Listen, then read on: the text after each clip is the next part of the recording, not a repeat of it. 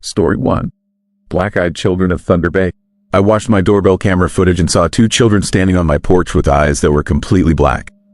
My name is David Brennan, and I lived in Thunder Bay, Ontario for 12 years before what happened last winter forced me to abandon my home and move across the country to a place where I pray those things will never find me. Thunder Bay sits on the northwest shore of Lake Superior, a working-class city of 100,000 people surrounded by vast wilderness and endless winter darkness. I worked as an insurance adjuster. I had a mortgage. I had neighbors I waved to. I had a life that was ordinary and safe until two children knocked on my door at 11:30 on a January night and everything I understood about the world shattered like ice. It started with reports on the Neighborhood Watch Facebook group. People posting about strange kids going door to door late at night. The descriptions were consistent. Two children, maybe 10 or 12 years old. A boy and a girl. Both wearing dark clothing that seemed decades out of style. Both asking in flat, emotionless voices if they could come inside. Most people said no and closed the door, but something about the encounters left them shaken. They described feeling overwhelming dread, a primal fear that made no logical sense. One woman said she had nightmares for a week after turning them away.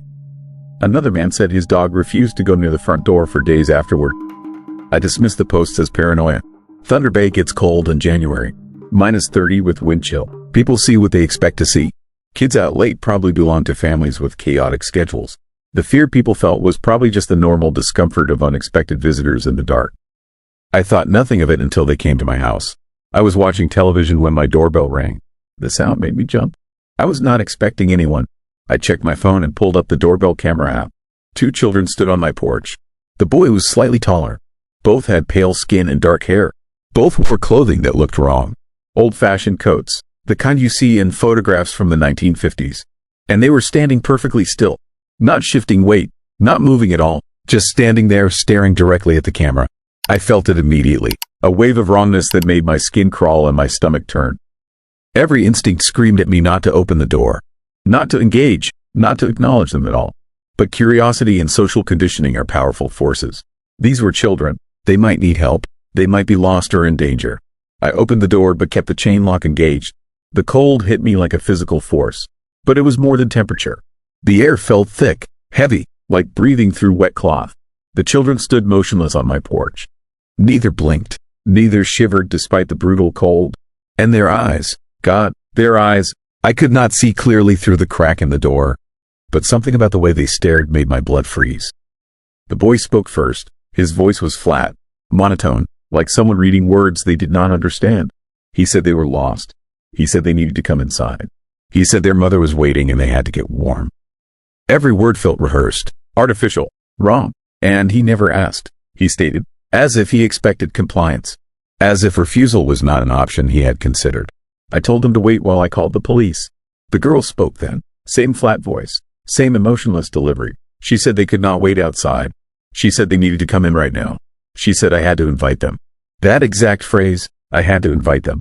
Not could I please let them in. Not would I help them. I had to invite them. The phrasing struck me as bizarre, unsettling, like something from a vampire movie. I stepped back and started to close the door. That was when the boy moved. Not toward me, he simply tilted his head slightly. And I saw his eyes clearly for the first time. They were completely black. No whites, no irises, just solid black orbs that absorbed light instead of reflecting it. Shark eyes, dead eyes, eyes that belonged to something pretending to be human but failing at the most basic level. I slammed the door. My hands were shaking. My heart was pounding so hard I thought I might pass out. I locked the deadbolt. I checked the chain. I backed away from the door and grabbed my phone. Through the doorbell camera I watched them. They had not moved. Still standing in the exact same position. Still staring at the camera. Still waiting. I called the police. The dispatcher took my information. She asked if the children seemed injured or distressed. I tried to explain about their eyes, about the way they spoke, about the feeling of overwhelming dread. She said officers would be there in 15 minutes. She told me to stay inside. She told me not to open the door again.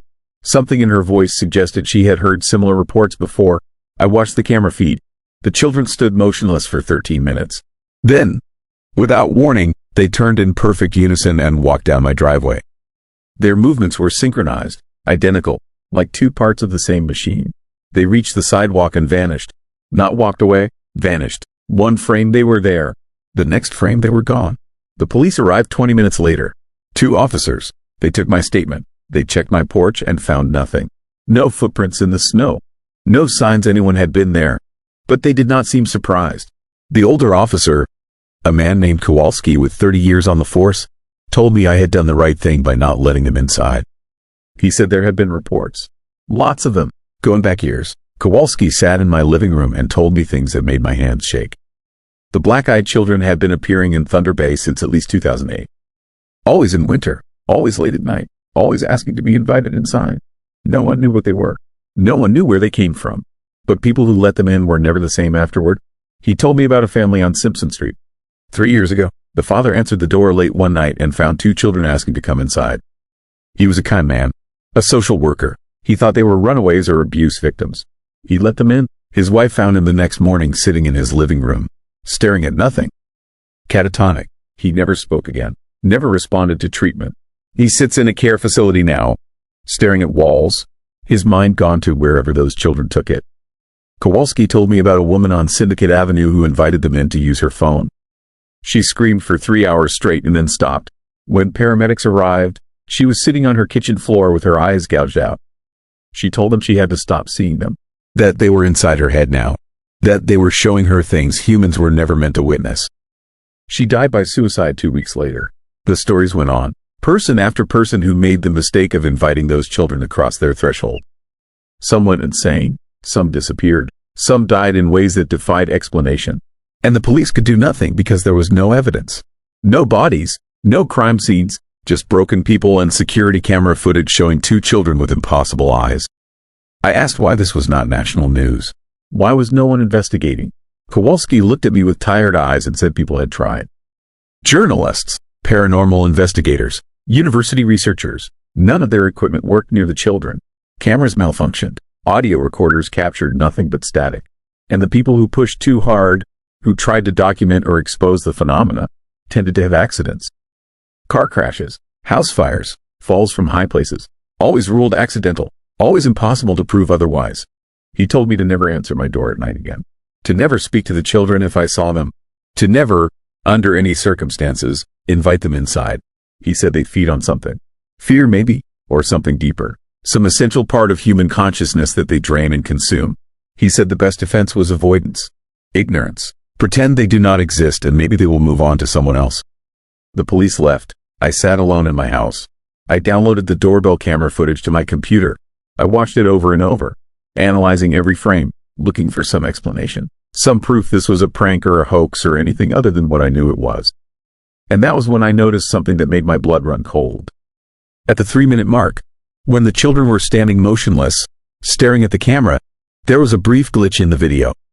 One frame of distortion, and in that single frame, their faces were different. Not childlike, not human, something ancient and predatory wearing a mask of innocence that slipped for a fraction of a second. I enhanced the image, froze it, stared at what was underneath. I cannot describe what I saw. The human brain does not have categories for it. But I understood then that whatever those things were, they were old. Older than Thunder Bay, older than Canada, older than human civilization. They had been here long before we built our cities on this shore. And they would be here long after we were gone. I tried to sleep that night but could not. Every sound made me jump. Every shadow seemed threatening. Around 3 in the morning I heard tapping on my bedroom window. Soft, persistent, rhythmic. I did not look, did not move. I pulled the covers over my head like a child and prayed for morning. The tapping continued until dawn. Over the next week I learned more. I found online forums dedicated to black-eyed children sightings. Reports from across North America and Europe. Thousands of encounters. Always the same pattern. Children appearing late at night, asking to be invited inside. Eyes like pools of ink. And terrible consequences for those who let them cross the threshold. Thunder Bay was not unique. It was just one of many places they visited. One of many hunting grounds. I found historical accounts. References in indigenous folklore to child-shaped spirits that steal souls. Medieval European legends about dark children who appear before disasters. Victorian newspaper articles describing similar encounters that were dismissed as hysteria or mass delusion. This was not new. This was ancient. And we had forgotten because forgetting was easier than accepting that such things existed. The children came back 4 more times over the next month. Always late at night. Always standing on my porch. Always staring at the camera with those horrible empty eyes. Always asking in those flat dead voices to be invited inside. I never answered. never acknowledge them. I would watch the camera feed from my bedroom, my heart racing, waiting for them to leave. Sometimes they would stand there for an hour before vanishing. Sometimes they would tap on windows. Sometimes I would hear footsteps on my roof. My neighbors started having encounters too. The couple next door found them on their porch. The family across the street. The elderly woman 3 houses down. The children were working the neighborhood systematically, testing every door, seeking entry. And I knew with terrible certainty that eventually someone would let them in. Someone would be kind or naive or drunk enough to open their door and invite those things across the threshold. And then the feeding would begin. I put my house on the market in March. I sold it for less than it was worth to the first buyer who made an offer. I did not tell them about the children. I told myself they might never encounter them, that maybe the phenomena would move on. But I knew I was lying. I was condemning whoever moved into my house to the same terror I had experienced. And I did it anyway because I needed to escape. I live in Vancouver now, 2,000 miles from Thunder Bay. I work a different job. I rent an apartment on the 20th floor where children cannot easily reach my door. I keep sage and salt and iron by every entrance, even though I do not know if such things actually work. And every night before I sleep, I check the building's security cameras, looking for small figures in old-fashioned clothing, looking for eyes that absorb light instead of reflecting it. I know they are still out there, still appearing on doorsteps across Thunder Bay and other cities, still asking to be invited inside, still hunting for the few people naive or kind enough to let them in. And I know that one day, despite all my precautions, I will look at my building's security feed and see them standing in the lobby, waiting, patient, knowing that eventually I will have to leave my apartment. Eventually I will have to walk past them. And maybe then they will not ask. Maybe then they will simply take what they want. If you live in Thunder Bay, if you hear a knock on your door late at night, if you see children standing on your porch when children should not be out, do not answer. Do not engage. Do not look into their eyes. Because once you see what is really there, once you witness the thing behind the mask, you cannot unsee it. And you become marked, tagged, identified as someone who knows. And they never stop coming for people who know. The black-eyed children are real. They walk among us. They knock on doors in the darkness. And they are always, always hungry. Story 2. Machines below. The machines beneath the Don Valley brickworks never stopped running.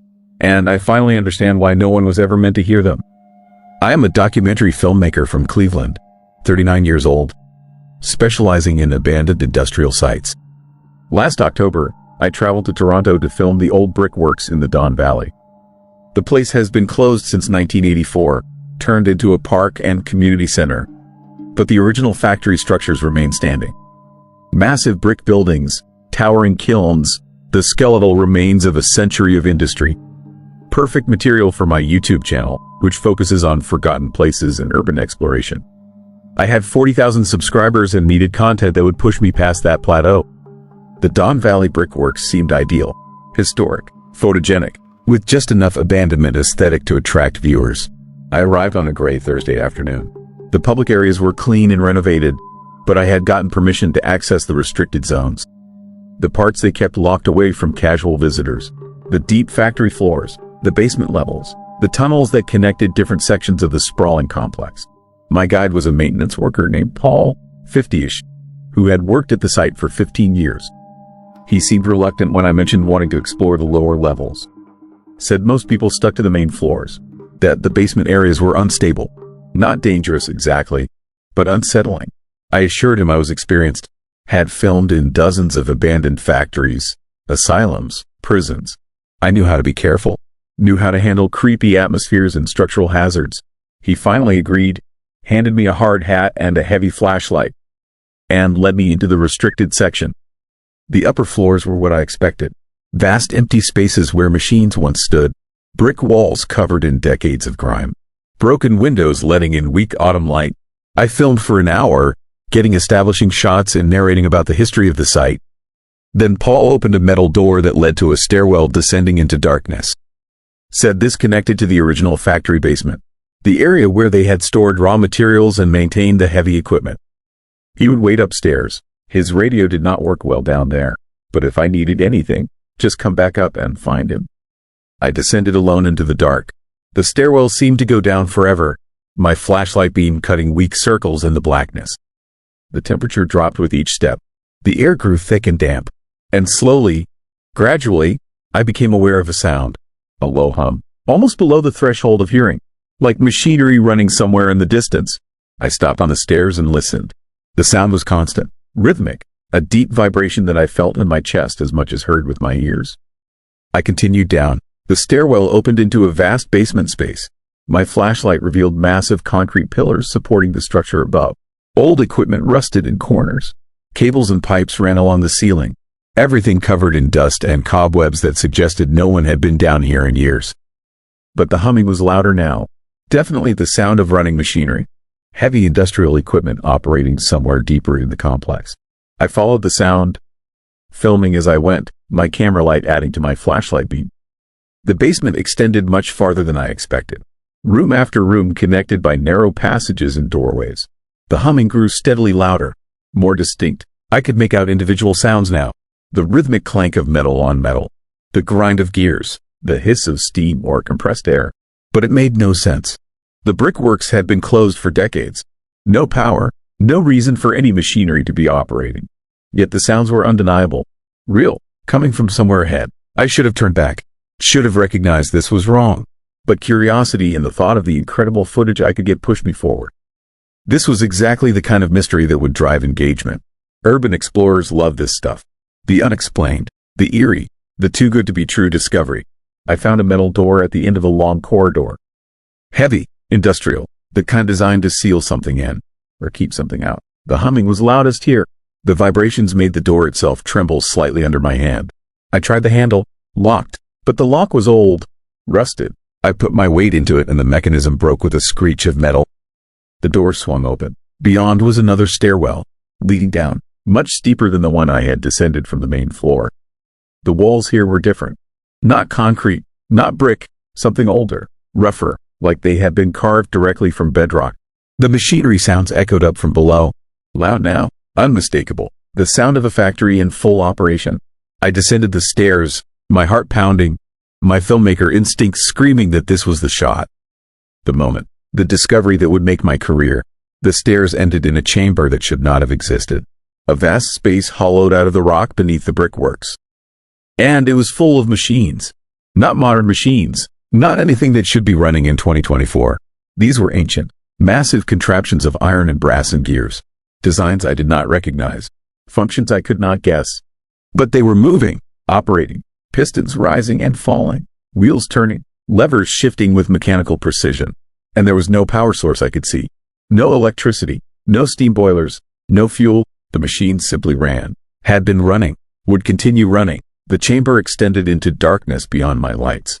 I could see other machines in the distance. Dozens of them, maybe hundreds. All working, all performing whatever mysterious function they had been designed for. I started filming, swept my camera across the impossible scene. This was beyond anything I had hoped to find. This was historic. This was going to change everything. Then I noticed the workers, figures moving between the machines, tending them, adjusting gears, monitoring gauges. At first, I thought they were just shadows, tricks of the light, but as I moved deeper into the chamber, I could see them more clearly. They wore old clothing, work clothes from another era, heavy canvas pants, rough shirts. Some had leather aprons. All of them moved with slow, mechanical precision, like they were part of the machines themselves. One passed close enough for my light to reach him.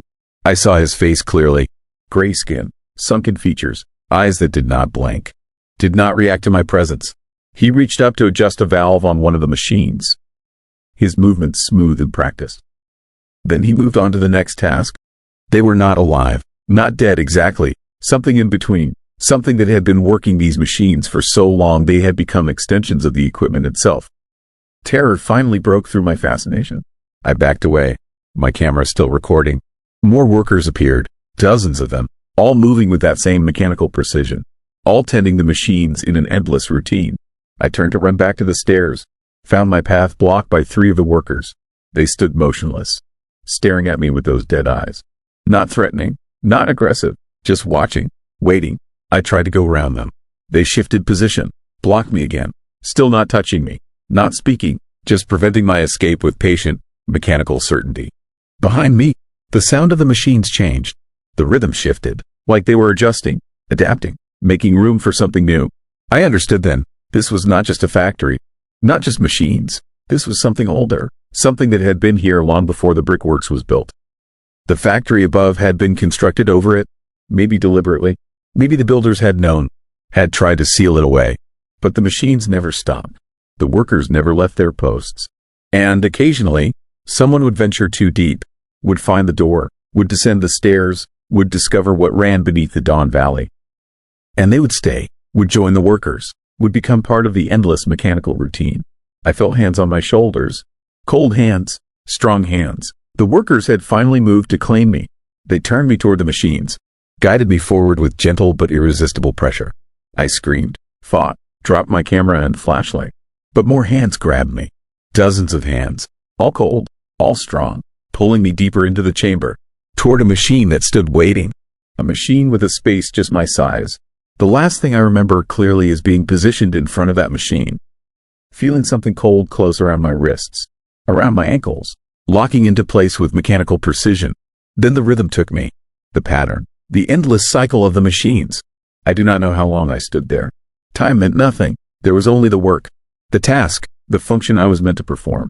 My hands moved without conscious thought, pulling levers, adjusting gears, part of the machine, part of the pattern. But somewhere deep inside, a part of me remained, watching, screaming, trapped in a body that moved on its own, trapped in a routine that would never end. Eventually, something changed, a vibration different from the others. Voices from far away. Paul, this voice calling my name. He had come looking when I did not return. The machines reacted. The workers moved to intercept. But Paul was not alone. He had brought others. Security, police. Their lights swept across the chamber. Their radios crackled.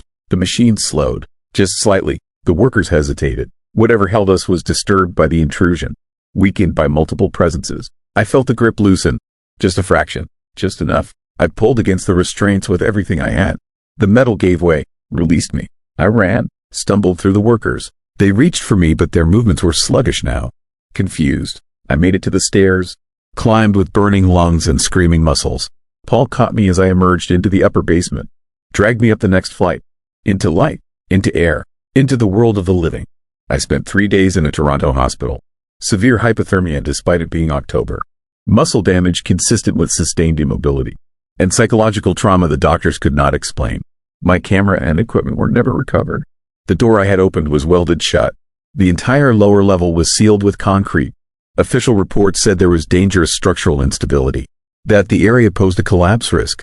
But I know the truth. The machines are still running. The workers are still tending them, performing whatever ancient function they were built for, and the sealed door will not hold forever. Eventually, someone will be curious, will break through, will descend those stairs, and the machines will claim them, just as they nearly claimed me. I have not made another film since. Cannot bring myself to explore abandoned places anymore, because I know now that some abandonments are illusions. Some places never truly close. Some machinery never stops running. The Dawn Valley brickwork still stands, still welcomes visitors to its renovated public spaces. But beneath it, in chambers carved from bedrock, the real work continues. The eternal work, the work that predates the factory, that predates the city, that may predate human civilization itself. And on quiet nights, if you stand in just the right spot in the valley, you can hear it. That low hum, that rhythmic vibration, the sound of machines that were never meant to stop, the sound of workers who will never rest. I hear it sometimes even in Cleveland, in my dreams, in the quiet moments before sleep. The machines calling, reminding me that I escaped, but I am not forgotten. That somewhere in the dark beneath the Dawn Valley, there is still a space waiting. A function unfulfilled, a task that will someday need to be completed. The machines are patient. They have all the time in the world. And they never, ever stop running. Story 3. Bellwoods Park Shadow Man. The thing standing behind my daughter in 17 different photos was never there when I took them. And by the time I realized what I was seeing, it had already been inside our house. My name is Rachel Porter, and I am a professional photographer in Toronto. I have shot thousands of images over 15 years, everything from weddings to commercial work to family portraits. I understand cameras, light, exposure, every technical aspect of capturing images. Which is why what appeared in my photos from Trinity Bellwoods Park last summer destroyed everything I thought I knew about photography and reality itself. It started on July 8th. My daughter Emma had just turned 7, and I promised her a special day at the park. Trinity Bellwoods is one of Toronto's most popular green spaces, always crowded with families, dogs, people playing sports and having picnics. It felt safe, normal, the kind of place where nothing bad could happen. I brought my professional camera to capture some candid shots of Emma playing. The weather was perfect, bright sunshine, blue sky, that golden afternoon light photographers dream about. Emma ran around on the grass, climbed on the playground equipment, chased pigeons. I must have taken 50 photos in an hour, just clicking away, capturing her joy and energy. When I reviewed the images that evening on my computer, I noticed something strange in the background of one shot. A dark vertical shape behind the tree where Emma was playing. It looked like a tall figure, maybe 7 feet high, completely black like a shadow standing upright. But the weird thing was, I had no memory of anyone being in that spot when I took the photo. The park had been busy, sure, but this figure was so tall and so distinctly dark that I should have noticed it. I assumed it was another person who happened to walk through my frame. Opened the next image. The shadow was there again. Different position, different angle, but definitely the same shape. Impossibly tall, completely black. And now it seemed closer to Emma. Photo after photo, the figure appeared. Sometimes at the edge of the frame. Sometimes partially hidden behind trees or playground equipment. But always there. Always that same unnaturally tall silhouette. And in every image, it was oriented toward Emma. Facing her. Following her. My hand started shaking as I scrolled through the photos. 17 images contained the figure. 17 times this thing had been present while I was photographing my daughter. And I never saw it. Not once. My eyes had been focused on Emma, but even peripheral vision should have caught something that tall and dark moving around the park. I zoomed in on the clearest image. The figure had no features. No face, no clothing details, nothing that would identify it as human. Just a solid black shape in the form of an impossibly tall man. And the way the light fell around it was wrong. Shadows in the photo obeyed normal physics, falling in consistent directions based on the sun's position. But this figure cast no shadow of its own. It was shadow, existing in full daylight like a hole cut out of reality.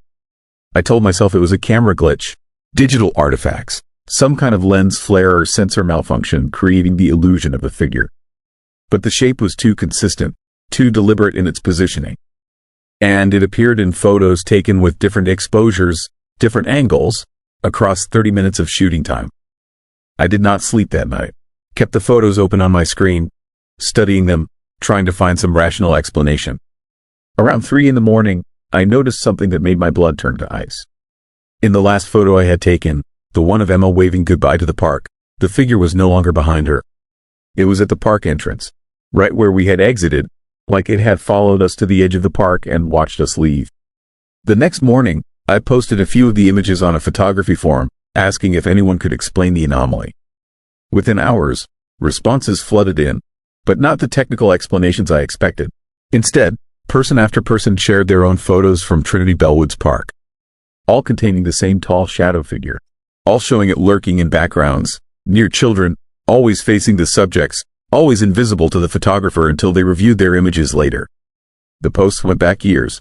A wedding photographer in 2019 had captured it in engagement photos. A father in 2021 noticed it in birthday party pictures. A journalist in 2023 found it in background shots from a news story filmed in the park. Dozens of people, hundreds of photos, all showing the same impossible figure that nobody ever saw with their own eyes. Someone had started calling it the Bellwoods Shadow Man.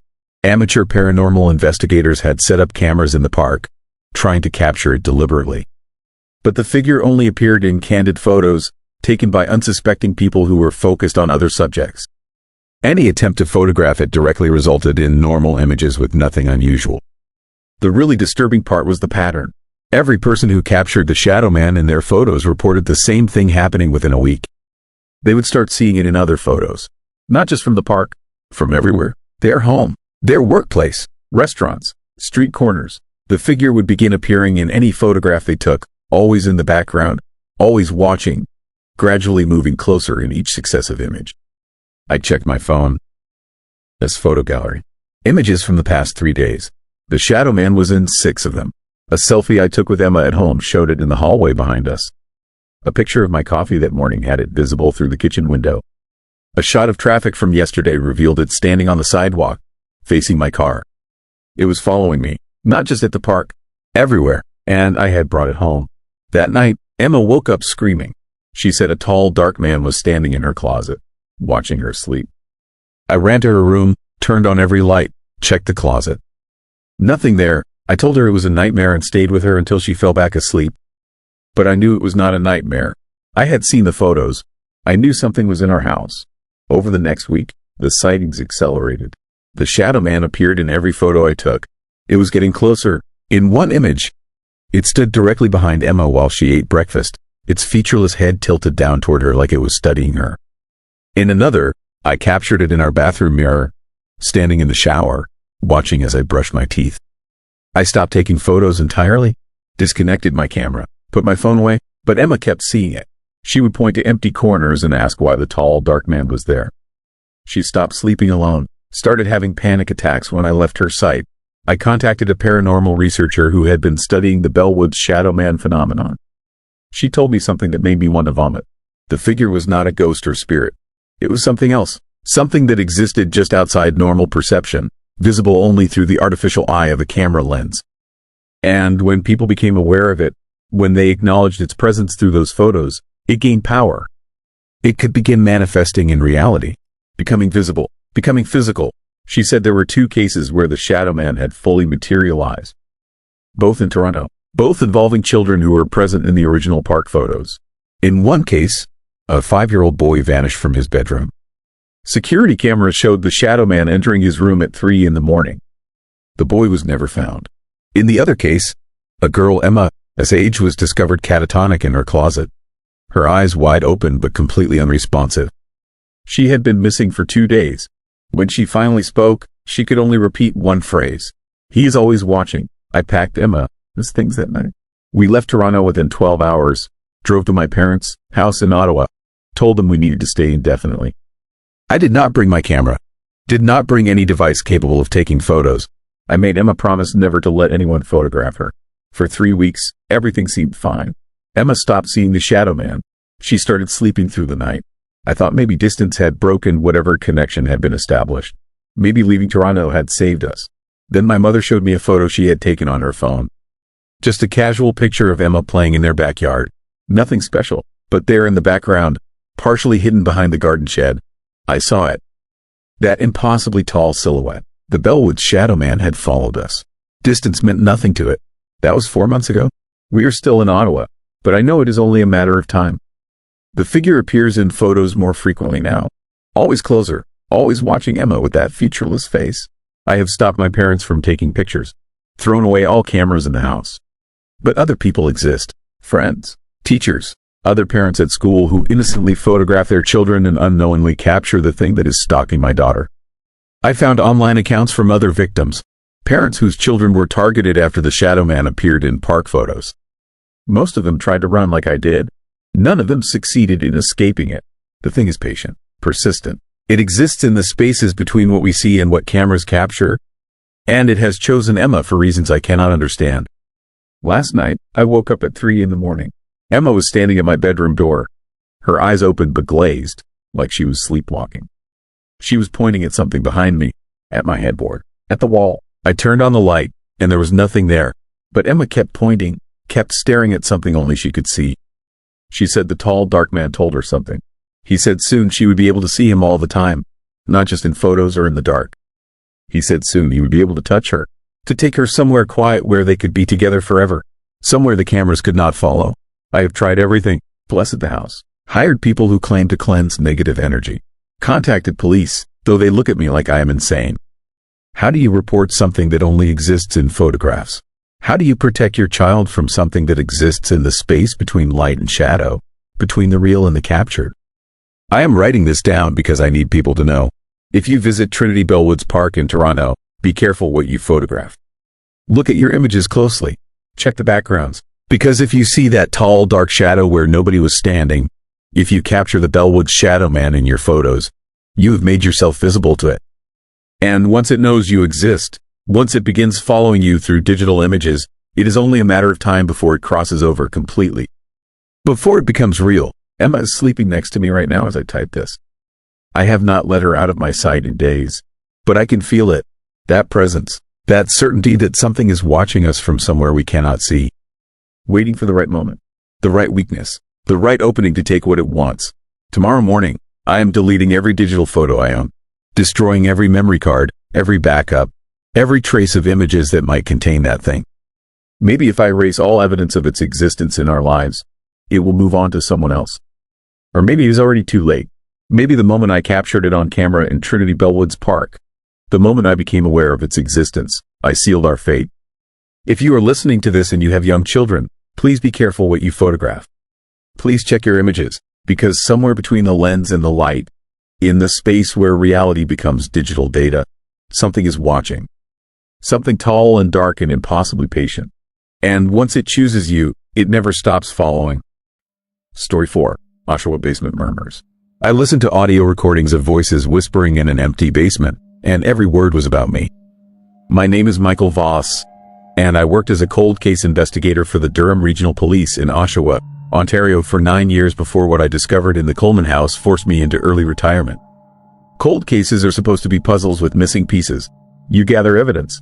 You interview witnesses. You build a timeline. But some cases are not puzzles at all. Some cases are doorways into things that should never be opened. And the Coleman disappearance was the kind of case that ends careers and destroys lives. The Colemans vanished from their home on Victoria Street in February 2003. James Coleman, his wife Patricia, and their teenage daughter Emily. They were eating dinner when neighbors last saw them through the kitchen window around 7 p.m. By morning, the house was empty. Food still on the table, lights on, car in the garage. No signs of struggle, no evidence of forced entry. Just 3 people who ceased to exist between dinner and dawn. The initial investigation turned up nothing. No bodies, no witnesses, no leads. The case went cold within 6 months. The house sat empty for years, seized by the bank, stuck in legal limbo because the Colemans could not be declared dead without bodies. Eventually, it was sold at auction. I bought it in 2019 for half its value. I told myself it was an investment, a fixer-upper. But the truth was darker. I was obsessed. I had inherited the Coleman case when I transferred to Durham Region in 2018. And I thought if I lived in the house, if I walked the same rooms and breathed the same air, I might understand what happened. The whispers started my second night there. Faint at first, barely audible over the hum of the furnace and the creak of old wood settling. They seemed to come from the basement. Multiple voices speaking in overlapping whispers too quiet to distinguish individual words. I grabbed my phone and recorded 3 minutes of audio before the sound stopped. When I played it back, the whispers were clearer, louder, and they were speaking in English. They were reciting my personal information. My full name, my badge number, my home address before I moved. Details about my ex-wife and my daughter who I had not spoken to in 5 years. Facts that no one should know. Facts that were not public record. And beneath it all, a rhythmic chanting. The same phrase repeated over and over in a voice that sounded like dead leaves rustling in wind. You found us. You found us. You found us. I played the recording for my partner, Detective Sarah Chen. She listened with growing concern. She said the voices could be EVP, electronic voice phenomena, where recording equipment picks up sounds the human ear cannot detect. She said old houses have strange acoustics. Pipes and electrical systems create interference. But her hands were shaking when she handed my phone back. And she advised me to move out immediately. I did not listen. I was a detective. I investigated mysteries for a living. I was not going to be scared out of my own house by audio anomalies in my imagination. So I set up recording equipment throughout the basement. 6 high-quality microphones, a digital recorder with 12 hours of battery life, motion-activated cameras. If something was making those sounds, I was going to document it. I was going to find a rational explanation. The recordings from that night changed everything. The whispers started at 2:17 a.m. The camera showed the basement empty. No movement, no shadows, no living thing, but the audio captured voices. Dozens of them. Men, women, children, all whispering urgently, all speaking about me. They described my day in perfect detail. Where I went, who I spoke to, what I ate for lunch. They knew things I had not told anyone. They knew my thoughts, my fears, my secrets buried so deep I barely acknowledged them to myself. And then the voices changed. They started describing my future, events that had not happened yet. They said I would receive a call from my daughter on Thursday at 11 p.m. They said she would ask for money. They said I would refuse. They described the exact words we would use, the argument we would have. And on Thursday at 11 p.m., my daughter called. The conversation played out exactly as the voices had predicted. Word for word, beat for beat, as if I was reading from a script written in that basement days earlier. I dove deeper into the Coleman case files. I found something the original investigators had missed. Audio recordings taken during the initial investigation. The forensic team had recorded hours of ambient sound while processing the scene. Standard procedure to document any potential evidence. Those recordings had been archived and forgotten. I requisitioned them and spent a weekend listening to static and background noise. And in hour 7 of the recordings, I heard it. Whispers, the same whispers, speaking about the Coleman family in past tense, describing their final hours, predicting their disappearance with perfect accuracy. The voices said the Colemans had heard them first, that James had come down to the basement investigating strange sounds, that the whispers had shown him things, terrible things, visions of futures that could not be changed, deaths that were inevitable, tragedies that were already written. The voices said James tried to escape, tried to take his family and run, but they could not leave, because once you hear the whispers, once they speak your name, you belong to them. You are part of their collection, and eventually, when the time is right, they come for you. The recording ended with sounds of a struggle, furniture scraping, something heavy being dragged, and then silence. The forensic team had noted the sounds but attributed them to the house settling or equipment malfunction. They never considered that they were listening to evidence of what happened to the Colemans.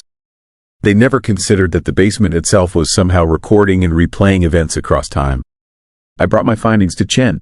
I showed her the recordings. I explained the timeline. I demonstrated how the whispers predicted future events with impossible accuracy. She listened carefully. Then she told me I was experiencing a mental health crisis. She said grief and obsession were making me see patterns that did not exist. She said the department was concerned, that I needed to take medical leave, that I needed psychological evaluation before I could return to duty. I refused. I knew what I had heard. I knew it was real, so I continued investigating alone. I researched the history of the house. Built in 1927. Nothing remarkable about its construction, but the land it sat on had a darker story. In 1891, the location had been part of a tuberculosis sanatorium. Dozens of patients died there before the facility closed. The building was demolished. The bodies were supposed to be relocated to proper cemeteries. But budget cuts and poor record keeping meant many were left behind. Construction crews in the 1920s reported finding unmarked graves, bones mixed with foundation soil, human remains built into the very structure of the neighborhood. The whispers were not making predictions. They were experiencing time differently. Past, present, and future existed simultaneously in that basement. The dead buried beneath were somehow aware, conscious, able to perceive events across decades, and they communicated through whispers caught by any recording device. They had known about the Colemans long before the family moved in. They had watched, waited, and when James finally came down to investigate the sounds, they showed him his future. They showed him how he would die, and that knowledge drove him to madness.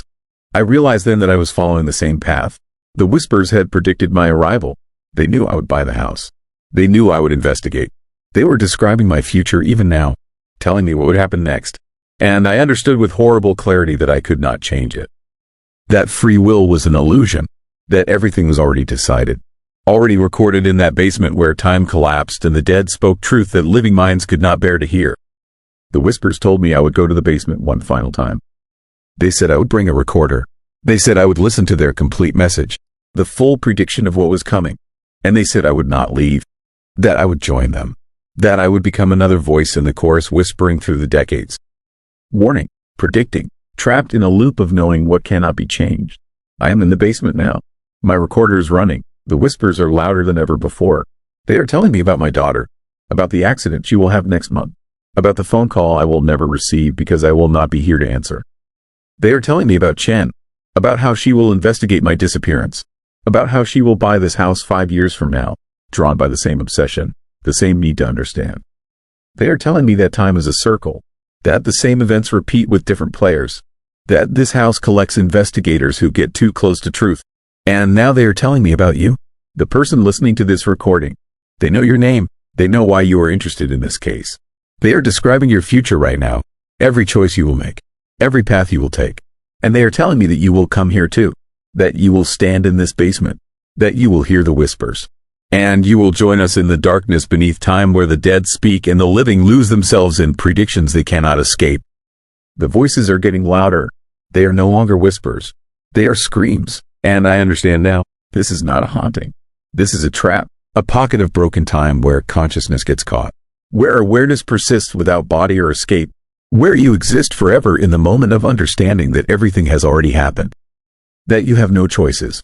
No control, no hope of anything different. I can hear myself among the whispers now. My voice describing events I have not lived yet. Warning people who have not been born.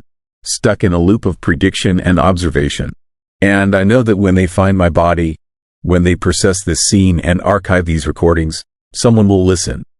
Someone will become obsessed. Someone will buy this house and come to this basement, and the cycle will continue. Because the whispers are always looking for new voices. New consciousnesses to trap. New futures to predict. If you are listening to this, if you are investigating what happened to me or the Colemans or the others who came before, stop now. Destroy these recordings. Burn this house. Do not try to understand. Because understanding is the trap. Knowledge is the cage. And once you know what the whispers can do, once you hear your own future spoken in that basement, you cannot unhear it. You cannot walk away. You can only join us in the dark, whispering to those who come after, warning them of a fate they cannot avoid. The voices know everything. They see all time at once. And they are never wrong. Story 5. Scream in the Tunnel. The scream that echoes through the Detroit-Windsor Tunnel is not human. And I know this because I have heard what makes it.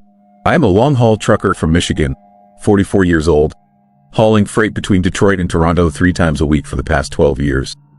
The Detroit-Windsor Tunnel is part of my regular route, a mile-long passage under the Detroit River, connecting the United States to Canada.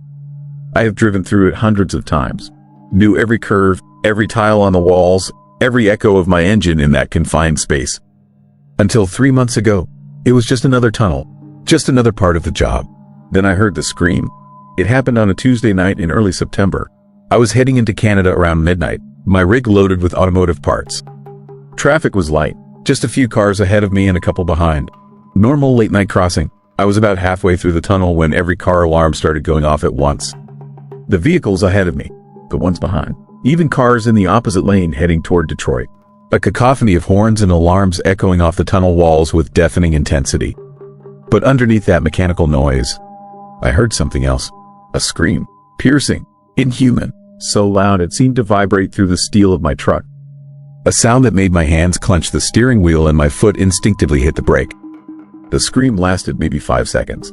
5 seconds of pure, horrifying sound that seemed to come from everywhere at once. From the tunnel walls, from the darkness between the fluorescent lights, from some space that existed alongside our world but separate from it.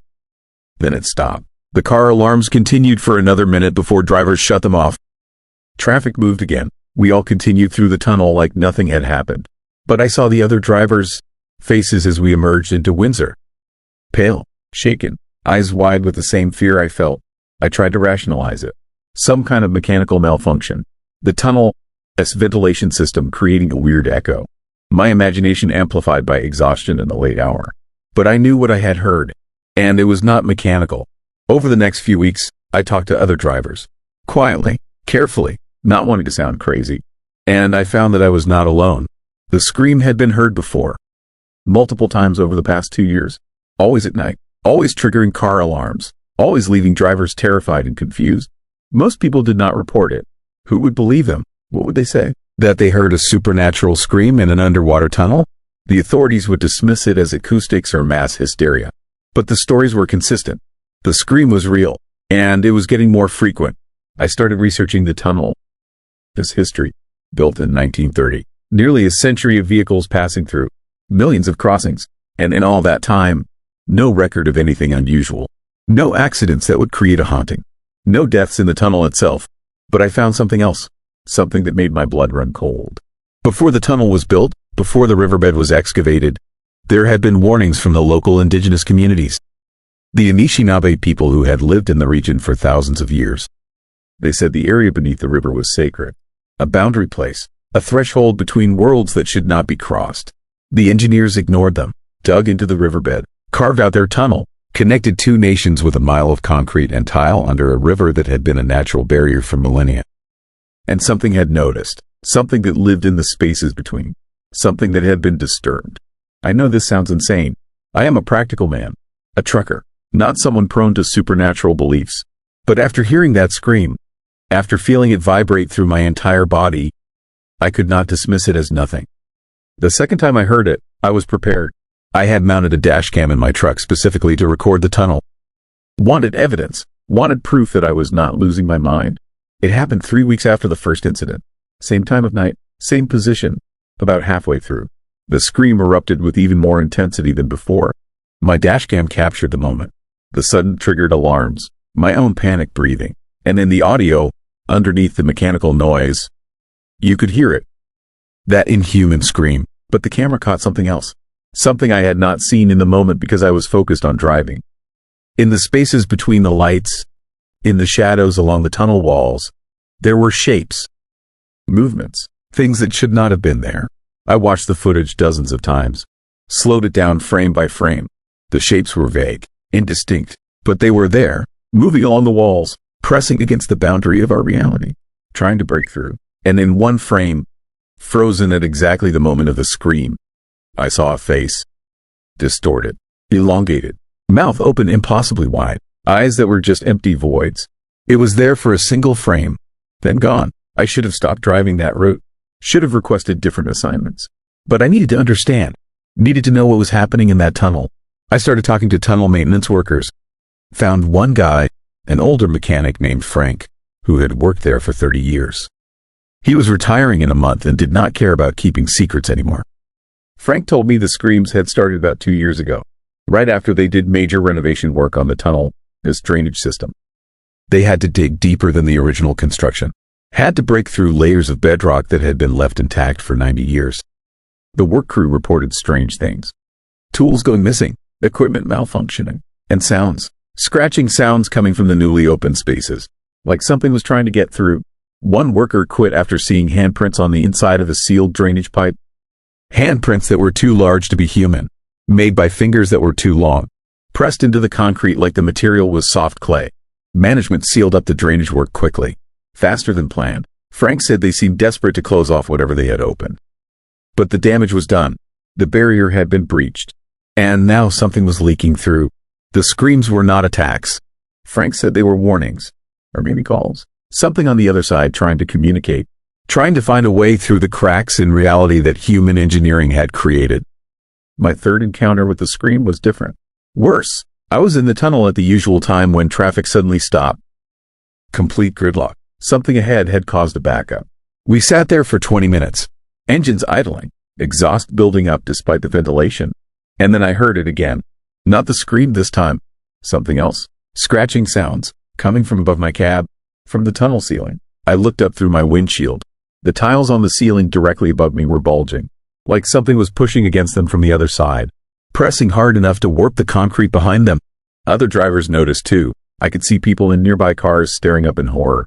Some started laying on their horns, desperate to move, desperate to get away from whatever was trying to break through. The bulging grew worse. Cracks appeared in the tiles. And through those cracks, I saw something moving, something gray and writhing, like fingers or tentacles, or something that could be either depending on how it needed to be shaped. Then the scream erupted, louder than ever before, so intense that my truck's windows vibrated.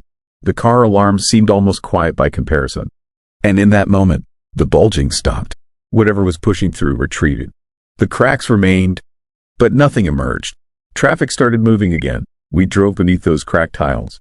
I kept my eyes on the road, did not look up, could not bear to see what might be watching us through those openings. I called in sick for my next 3 runs, told dispatch I had the flu. But really, I was researching, trying to find a solution, trying to understand if there was any way to fix what had been broken. I found references to similar phenomena in other places where humans had tunneled through boundary spaces. The Paris catacombs, the London Underground, the New York subway system, all had reports of strange sounds, of things seen in the darkness, of barriers wearing thin. But the Detroit-Windsor Tunnel was different. It was not just a tunnel under a city. It was a tunnel under a river. Water has always been a boundary, a threshold, and we had violated that with concrete and steel and the arrogance of modern engineering. Last week, I drove through the tunnel again. Could not avoid it forever. Had to face it. The cracked tiles had been patched, covered with fresh material, but I could feel it. The wrongness, the sense that something was very close now, just on the other side of a membrane that was growing thinner every day. Halfway through, I heard it again. But this time, it was not just a scream. This time, There were words, distorted, inhuman, but recognizable. A warning in a language I should not have understood but somehow did. The barrier is failing. The crossing will open. And when it does, what has been kept on the other side will flood through. Into the tunnel, into the river, into the cities on both shores. I made it through, completed my delivery. But I quit the next day, told my company I was done, taking early retirement. They did not ask why. Maybe they could hear something in my voice. Maybe other drivers had been quitting too. The Detroit-Windsor Tunnel is still open, still operating. Thousands of people drive through it every day. Most hear nothing, see nothing, cross safely from one country to another without incident. But at night, when traffic is light and the boundary between worlds grows thin, the screams continue. Getting louder, getting more frequent, and the cracks in the ceiling are spreading. Despite the repairs, despite the patches, something's coming through. Something that has been waiting beneath the river for a very long time. Something that human arrogance disturbed when we decided we could tunnel through sacred spaces without consequence. I do not drive that road anymore, but I still have nightmares. Dreams of that tunnel flooding. Not with water from the Detroit River. With something else. Something gray and writhing that pours through the cracks like liquid shadow. Filling the tunnel. Drowning the cars. Consuming everything in its path before spreading out into the cities beyond. The indigenous communities tried to warn us. Told us some boundaries should not be crossed. Some thresholds should remain closed. But we did not listen. We never listened. And now we will pay the price. All of us who use that tunnel. All of us who live in Detroit or Windsor.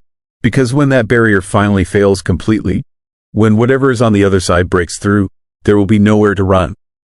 The scream in the tunnel is not trying to scare us. It is trying to warn us.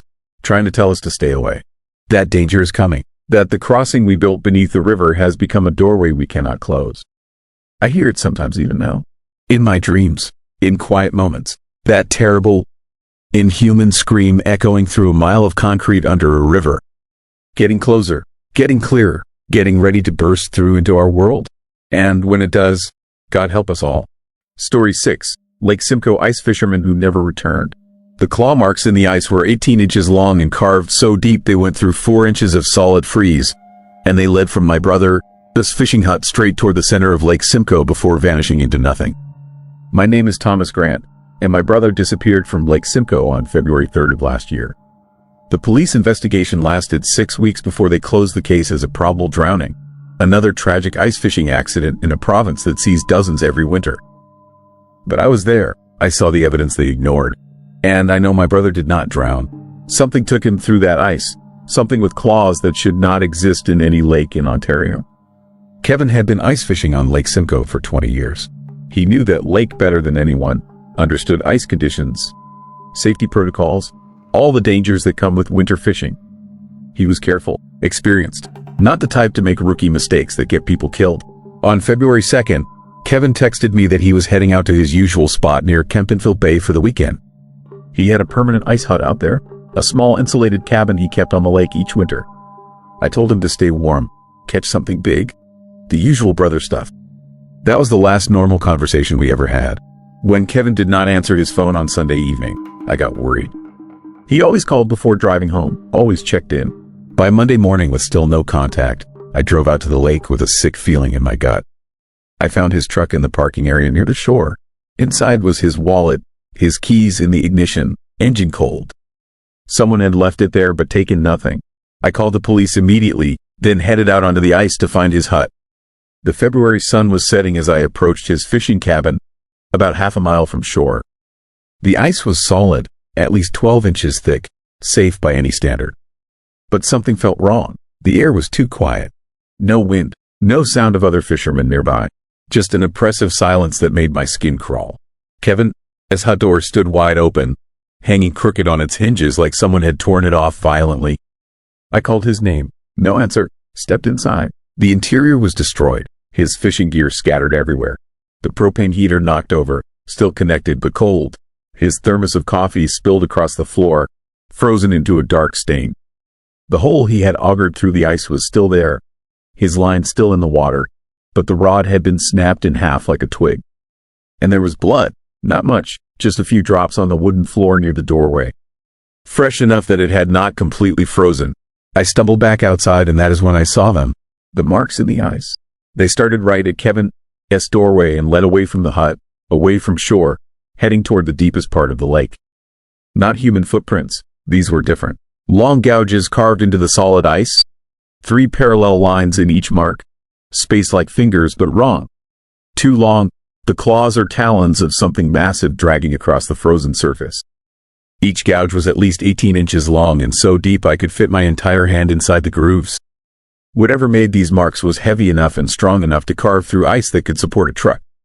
The spacing between marks suggested something walking on all fours, each step covering 6 to 8 feet. I followed them, my heart hammering in my chest, pulling out my phone to photograph the evidence. The marks continued in a straight line for maybe 200 yards, getting deeper as they progressed, like whatever was making them was pressing harder with each step or getting heavier. Then they just stopped, not gradually, not fading out. The trail ended abruptly in the middle of the lake, the final marks the deepest of all, as if whatever made them had pushed off and launched itself somewhere. But there was no hole in the ice, no cracks, no disturbance beyond those final gouges. Whatever had been there, whatever had left those marks, had simply vanished. I called the police from the middle of that frozen lake, told them to get search and rescue out there immediately, that my brother was missing and something was terribly wrong. They arrived within 30 minutes, brought cadaver dogs, divers, ground-penetrating radar to check for weaknesses in the ice. They found nothing, no body, no air pockets, no thin ice that Kevin could have fallen through. The lake was solid, safe, empty, but they could not explain the marks, could not identify what animal could make gouges that deep and that large. Bears hibernate in February. Wolves do not venture onto lake ice. No native Ontario wildlife matched the claw pattern or the size. The conservation officer examining the scene went pale when he measured the depth and spacing. He said he had never seen anything like it in 30 years of wildlife investigation. The police photographed everything, took impressions of the marks, sent samples to forensic labs, but after 6 weeks of investigation with no body and no concrete evidence of foul play, they ruled Kevin this disappearance an unexplained accident and closed the case. I could not let it go. Started researching Lake Simcoe, its history, looking for anything that might explain what I saw. What I found made me wish I had never started looking. Lake Simcoe has a dark history that locals do not talk about. Indigenous peoples who lived around the lake for thousands of years had stories about something that lived in the deep water.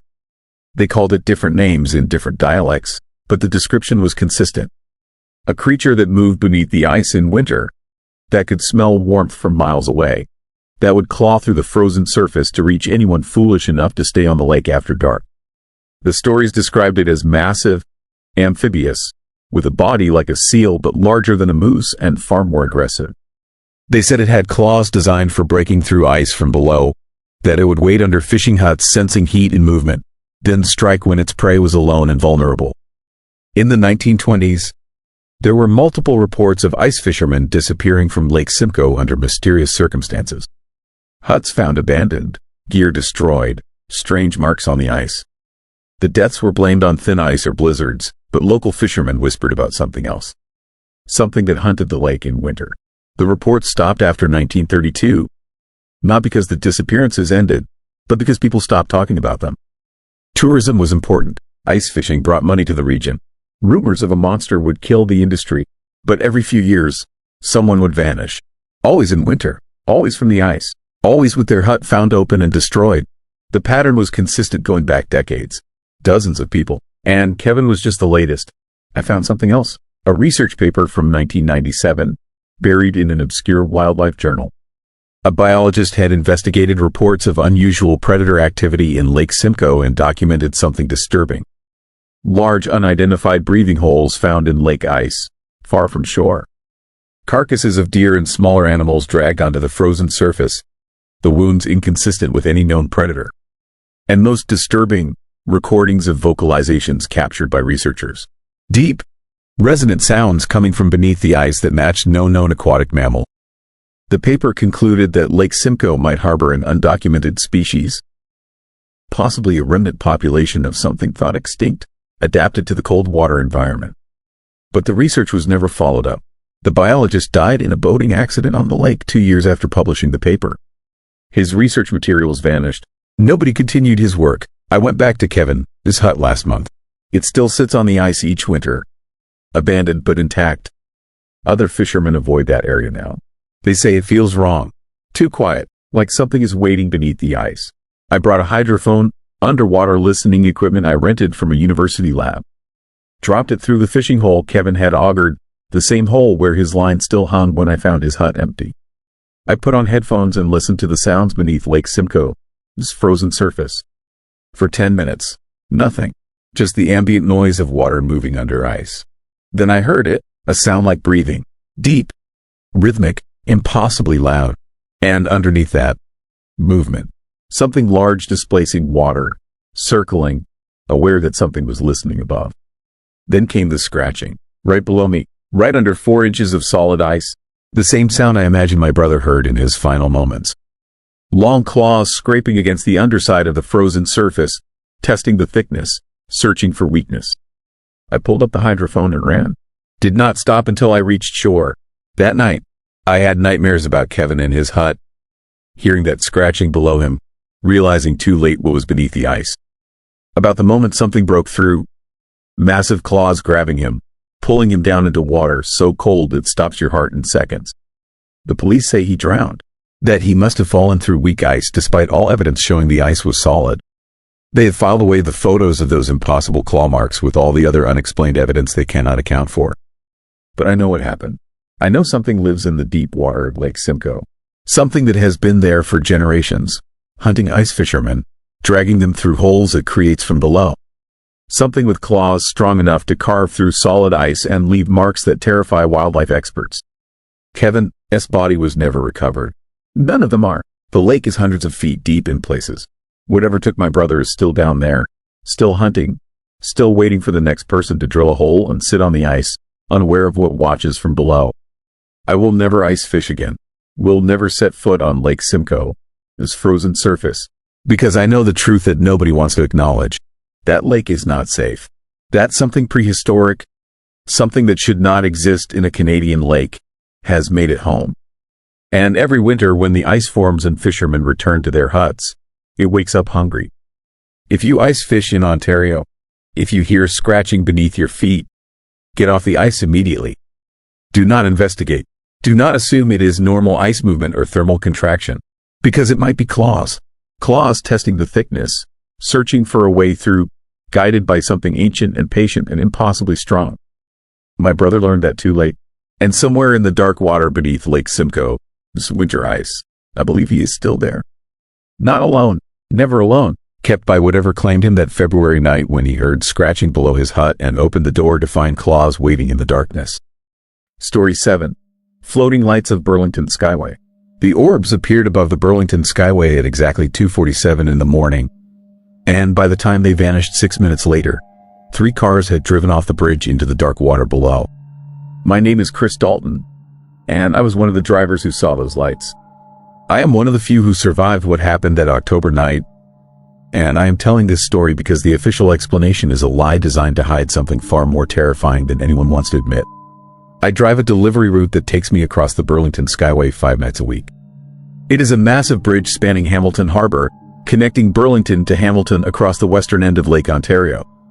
At night, especially in the early morning hours, traffic is light. Just scattered transport trucks and shift workers heading home. It is usually peaceful, almost meditative, watching the city lights reflected in the dark water far below. But on October 19th of last year, peaceful was the last word I would use to describe what happened. I was heading westbound toward Burlington when I first noticed something wrong. The air felt different, charged with electricity like just before a thunderstorm, except the sky was clear. My radio started cutting in and out, stations bleeding into each other, voices overlapping in a disturbing cacophony that made no sense. Then my cell phone died, just shut off completely despite having a full charge minutes earlier. That is when I saw the lights. 3 orbs hovering above the bridge about 200 yards ahead. Perfectly spherical, glowing with a pale blue-white luminescence that hurt to look at directly. They floated about 50 feet above the roadway, drifting slowly in formation like they were connected by invisible threads. No sound, no heat distortion, just these impossible balls of light hanging in the air above one of the busiest bridges in Ontario. I slowed down instinctively, my hands gripping the wheel so hard my knuckles went white. The orbs pulsed gently, their glow brightening and dimming in a rhythm that felt almost like breathing. As I got closer, I could see they were not solid. The light seemed to come from within, swirling and moving like liquid mercury suspended in midair. Other drivers were stopping too. A pickup truck pulled onto the shoulder ahead of me. A sedan slowed to a crawl in the left lane. We were all staring at these things, trying to process what we were seeing, trying to find some rational explanation for lights that had no business existing. Then one of the orbs descended. It dropped smoothly toward the bridge, moving with deliberate purpose until it hovered directly above the pickup truck that had pulled over. The driver must have been terrified because I could see him trying to start his vehicle, but nothing happened. The orb pulsed brighter, and suddenly the pickup, its headlights exploded in a shower of glass and sparks. I hit my brakes hard, stopping about 100 feet back from the scene. The orb began to move along the length of the bridge, gliding just above the roadway, and every vehicle it passed went dark. Headlights shattered, engines died, electronics fried. It was systematically killing every car on that bridge, leaving drivers stranded in the darkness above the harbor. That is when the screaming started. I could not hear it at first, but I could see drivers getting out of their cars, pointing up at the orbs, their mouths open in what could only be terror. Then I heard it too, a high-pitched frequency that seemed to come from everywhere at once, so shrill it felt like needles pushing into my eardrums. The sound bypassed normal hearing and resonated directly in my skull, making my teeth ache and my vision blur. The second orb descended toward a minivan stopped in the right lane. As it got closer, the van's windows began to crack, spider web patterns spreading across the glass. The driver inside was clearly panicking, but the doors would not open. The locks had fused shut somehow, trapping him inside as the orb moved closer and closer. I watched in horror as the minivan suddenly lurched forward, rolling slowly toward the bridge railing despite the driver clearly trying to brake. The orb followed it, pulsing brighter with each second. When the van hit the railing, the metal barrier buckled like tinfoil. The van tipped forward and went over the edge, plunging into the darkness toward the water far below. That broke whatever paralysis had gripped the rest of us. People started running, abandoning their vehicles and sprinting along the bridge in both directions, desperate to get away from those terrible lights. But the orbs were faster. They moved with purpose, targeting specific vehicles, and every car they approached would suddenly lose control and crash into the railing or other vehicles. I threw my truck into reverse and floored it. The engine sputtered, the electronics flickering, but somehow it stayed running. I backed up along the bridge, watching in my mirrors as chaos erupted behind me. A sedan spun out and T-boned another car. A motorcycle skidded sideways and slammed into the barrier. And through it all, those three orbs drifted peacefully above the carnage, pulsing with that eerie blue-white glow. The third orb turned its attention toward me. I felt it before I saw it. A pressure in my head, like the air around me had suddenly become thick and heavy. My vision started to tunnel, darkness creeping in from the edges. The steering wheel burned hot under my hands, the metal heating to an almost unbearable temperature in seconds. Then my truck began to drift. Not mechanically, the steering wheel was locked in my hands, but the vehicle was moving sideways toward the railing as if pushed by an invisible hand. I could see the barrier getting closer, could calculate the angle that would send me over the edge into the harbor, could feel the absolute certainty that I was about to die. The orb pulsed bright enough to turn night into day. For just a second, I saw things inside that light. Shapes, figures, not human but not entirely alien either. Tall and angular, watching from within that impossible glow, studying us the way scientists study lab rats. My truck hit the railing. The metal groaned and buckled. I was halfway over, the front wheels lifting off the bridge, when the orb suddenly shot straight up into the sky. All three of them, they accelerated impossibly fast, leaving trails of that blue-white light behind them, and vanished into the clouds in seconds. The pressure in my head released. The burning steering wheel cooled. My truck dropped back onto the bridge with a crash that broke both front axles. But I was alive, stranded on a bridge littered with crashed vehicles and terrified drivers, but alive. Emergency services arrived within minutes. Police, fire trucks, ambulances. They found 3 vehicles in the harbor. The minivan I had watched go over, a sedan that had been forced off the east side of the bridge, and a motorcycle that had crashed through a weakened section of barrier. 2 people died on impact. A third drowned before divers could reach him. The official report blamed a freak weather event.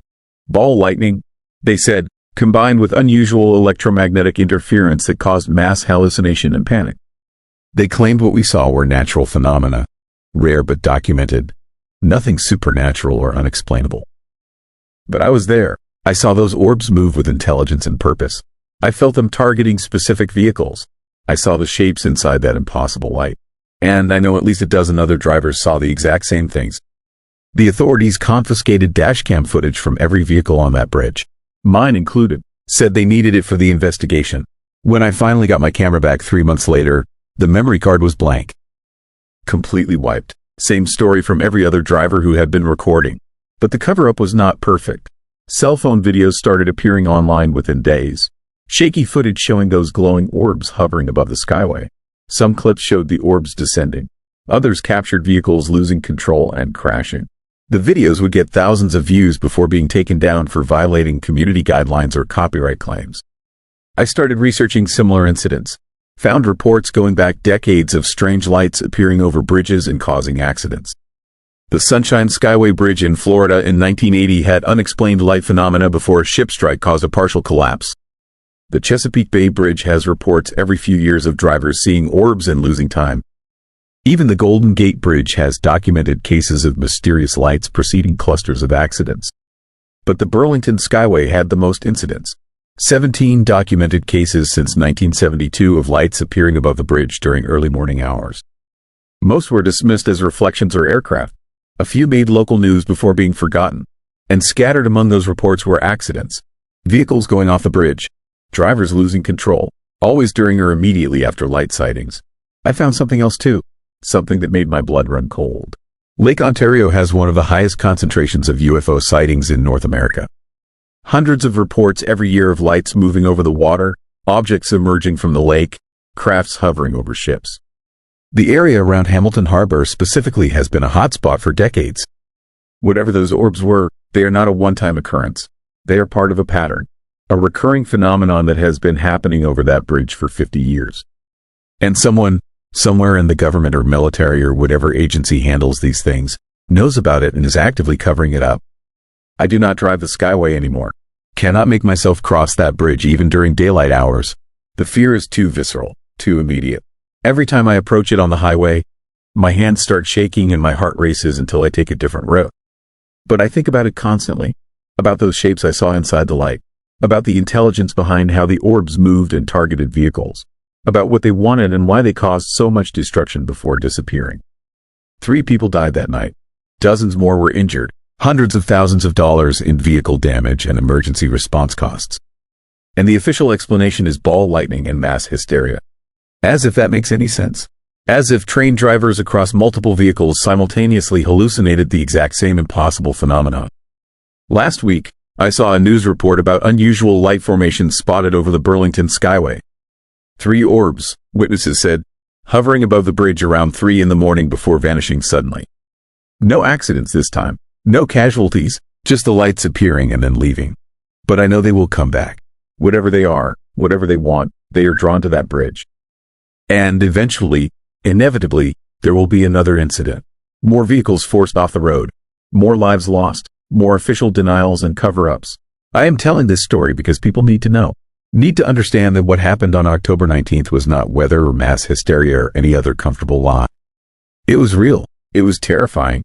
And it is not over.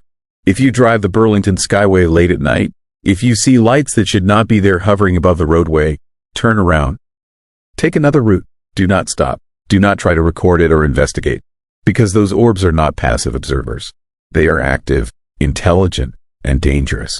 And whatever controls them, whatever intelligence directs their movements, does not value human life any more than we value the lives of insects we accidentally crush. I survived that night through luck and timing. Others were not so fortunate. And I carry the knowledge that those lights are still out there, still appearing above that bridge, still capable of turning a routine drive into a nightmare that ends in dark water far below. The floating lights of Burlington Skyway are real. I have seen them. I have felt their presence. And I know that someday, someone will see them again and not be lucky enough to escape. Story 8. Haunted classroom at Queen's University. I heard chalk scraping across a blackboard in a classroom that had been locked for 3 hours. My name is Chris Dalton, and I worked campus security at Queen's University in Kingston, Ontario for 7 years before what happened in Grant Hall destroyed my ability to work night shifts anywhere ever again. The university is old, built in 1841, with limestone buildings that have seen generations of students pass through their halls. Most nights were quiet, checking doors, walking rounds, making sure drunk students got home safely. But room 214 in the west wing of Grant Hall was different. That room had a reputation, a history. And on the night of October 23rd, I learned why everyone who worked security long enough eventually refused to patrol that hallway alone. It started with reports from students. They claimed to hear sounds coming from room 214 late at night when the building should have been empty. Scratching noises, the squeak of chalk on a board, sometimes voices, though no one could ever make out words. The complaints had been coming in for weeks. My supervisor assigned me to investigate. He said it was probably students breaking in after hours to study or hook up. He said to check the locks and file a report. He said it was routine. But the way he looked at me when he gave the assignment told me he knew it was not routine at all. Room 214 was a small lecture hall on the second floor. 30 wooden desks arranged in rows, a lectern at the front, and a massive slate blackboard that covered the entire wall behind the professor's desk. The room had been built in 1923 and renovated only once in the 1970s. Everything else was original. The wooden floors creaked. The radiators clanked. The windows were old glass that distorted the view outside. During the day, it was just another classroom. But at night, with the lights off and the building empty, it felt wrong. The air was too cold. The shadows were too deep. And there was a smell, faint but distinct, like old books and chalk dust and something organic that had been left to rot. I checked the door, locked. I checked the windows, sealed. No signs of forced entry. I unlocked the door with my master key and stepped inside. My flashlight beam swept across empty desks and the blank blackboard. Nothing unusual. I walked to the front of the room and examined the board more closely. It was clean. No writing, no marks, just dark slate reflecting my light. I made a note in my log and prepared to leave. That was when I heard it. Scraping, deliberate, rhythmic. The unmistakable sound of chalk moving across slate. I spun around, my light cutting through the darkness. The board was still blank, but the sound continued. I could hear it clearly now, not coming from the board itself but from somewhere behind it. Inside the wall, I approached slowly, my hand on my radio, ready to call for backup. The scraping grew louder, faster, more frantic, and then it stopped. Silence filled the room like water. I stood there, breathing hard, trying to rationalize what I had just heard. Old buildings make noise, pipes in the walls, temperature changes causing materials to expand and contract. I was about to leave when I noticed something that made my skin crawl. There was chalk dust on the ledge beneath the board. Fresh white powder, but the board itself was still blank. Nothing written, nothing visible, just that dust sitting there like evidence of something I could not see. I locked the room and reported what I had found. My supervisor listened with an expression I could not read. He asked if I had seen anything written on the board. I said no. He nodded slowly and told me room 214 had a history. He said I was not the first security guard to report strange sounds. He said there had been incidents going back decades. He opened a file cabinet and pulled out a folder marked with the room number. Inside were reports, dozens of them, dating back to 1956. Security guards, janitors, students, all describing the same phenomena. Sounds of chalk writing on the board, strange smells, temperature drops, and most disturbing, writing that would appear and disappear. Latin phrases, mathematical equations, passages from medieval texts. The writing would be there when someone checked the room, then gone minutes later when they returned with witnesses. The reports were detailed, specific, too consistent to be fabrication or coincidence. One report from 1978 included photographs, black and white images of the blackboard covered in dense Latin text. The writing was neat, academic, the work of someone educated, but the phrases themselves were disturbing. References to death, to judgment, to punishment for sins, and at the bottom of every photograph, always the same signature. Professor Edmund Thorne, 1923. I found his name in the university archives. Professor Edmund Thorne had taught classical studies at Queen's from 1920 until his death in 1923. He was brilliant, published, respected, but he was also troubled. His wife had died in childbirth a year before he started teaching. He became obsessed with death, with what came after. His lectures grew dark and disturbing. Students complained. The department chair received letters from concerned parents. And then, on November 2, 1923, Professor Thorne locked himself in room 214 and hanged himself from the light fixture. His body was found the next morning by a janitor. But the disturbing part was what they found written on the blackboard. The entire surface was covered in Latin text, passages from medieval grimoires, invocations, rituals designed to communicate with the dead. And in the center, written in letters 3 feet high, was a single phrase, Mortem vincere. Conquer death. The board was photographed and then cleaned. The room was closed for a week. Then it was reopened for classes as if nothing had happened. Because that was what universities did in 1923. They buried their scandals and moved on. But Professor Thorne never left room 214. Students reported seeing his figure standing at the blackboard late at night. Security guards heard footsteps pacing in the locked room. And always, there was the sound of chalk writing messages that only appeared when no one was watching. The phenomena continued for decades, increasing in frequency, growing more aggressive, until the university finally stopped scheduling night classes in that room and started locking it after 6 p.m. I should have requested a different assignment. Should have told my supervisor I did not want to patrol that wing anymore. But pride and skepticism made me stupid. I convinced myself there was a rational explanation. That old buildings and local legends were creating mass hysteria. That if I just investigated thoroughly enough, I would find the truth and put the ghost story to rest. So I volunteered to spend a night alone in room 214. To document whatever was happening and prove once and for all that there was nothing supernatural about the sounds and the writing. My supervisor tried to talk me out of it. He said 3 other guards had attempted the same thing over the years. All 3 quit within a week. One had a nervous breakdown. But I insisted. I set up a camera. I brought a thermos of coffee and a comfortable chair. And at midnight on Halloween night, I locked myself inside room 214 and prepared to spend 8 hours alone with whatever haunted that space. The first hour was uneventful. I sat in my chair. I drank coffee. I checked my phone. The room was cold, but not unbearably so. The radiators clanked occasionally. The building creaked and settled. Normal sounds, normal atmosphere. I started to relax, started to feel foolish for being scared. And then, at exactly 1:15 in the morning, the temperature dropped. Not gradually, instantly. My breath came out in clouds. Frost began forming on the windows. And I heard footsteps. They came from the front of the room. Slow, deliberate. The sound of dress shoes on wooden floorboards. I grabbed my flashlight and swept the beam across the empty space. Nothing, but the footsteps continued, pacing back and forth in front of the blackboard.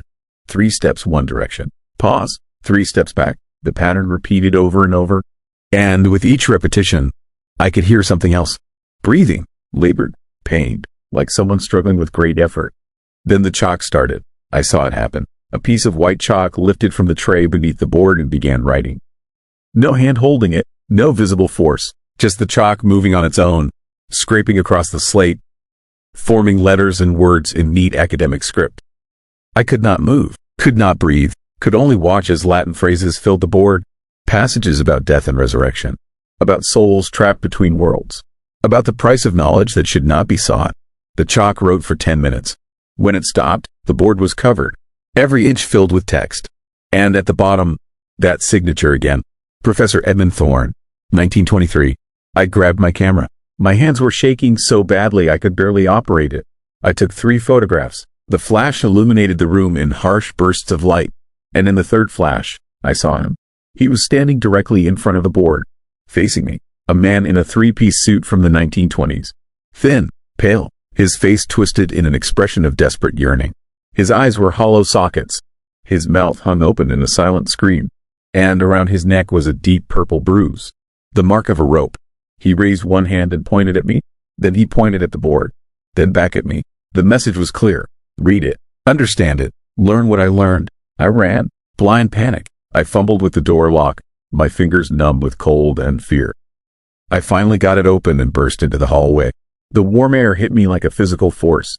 I looked back at room 214. The door was still open. The lights were off, but I could see the board from the hallway. And it was blank, completely clean. No writing, no chalk dust, nothing, as if the past 10 minutes had never happened.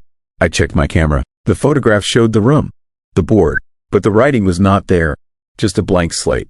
The only evidence anything had happened was the recording from my security camera. When I reviewed it later, I could hear the footsteps. I could hear the chalk, but the video showed nothing, just an empty room and me sitting in a chair, staring at a blank board. my face growing more terrified with each passing minute. I quit the next day. I did not file a formal report. I just turned in my badge and walked away. The university did not question it. They knew. Everyone who worked there long enough knew about room 214. About Professor Thorne. About whatever force kept him trapped in that space, endlessly trying to communicate something important. Something he had learned in death that he desperately needed the living to understand. But I know what he was trying to tell me. I translated the Latin phrases from memory. They were instructions, a ritual, a way to cross the barrier between life and death and return. Professor Thorne had not committed suicide. He had been conducting an experiment. He believed he could die and come back with proof of what lay beyond. He believed he could conquer death itself. But something went wrong. He crossed over but could not return. And now he is stuck, trapped in the moment of his death, endlessly trying to finish his work, endlessly trying to warn others not to make the same mistake. Room 214 is still locked at night. Students still report hearing sounds. Security still refuses to patrol that hallway alone. And every year, on November 2nd, the anniversary of Professor Thorne's death, the blackboard fills with writing. Latin phrases, mathematical formulas, instructions for crossing barriers that should never be crossed. The university sends someone to clean it each morning. And each year, the writing returns the next night. Because Professor Thorne is still teaching, still trying to share his terrible knowledge, still hoping someone will understand and finish what he started. I think about that night often, about the desperation in his hollow eyes, about the message he was trying to convey. And I wonder if he succeeded, if he did learn how to conquer death, if he found the answer to humanity. Its greatest question. But the price was eternal imprisonment, eternal isolation, eternal repetition of his final moments. And I realize that some knowledge comes with a cost too high to pay. Some questions should never be answered. And some barriers exist for a reason. If you ever find yourself at this university, if you ever walk past room 214 in Grant Hall, do not try to enter. Do not investigate the sounds. Do not read the writing if you see it. Because Professor Thorne is still there.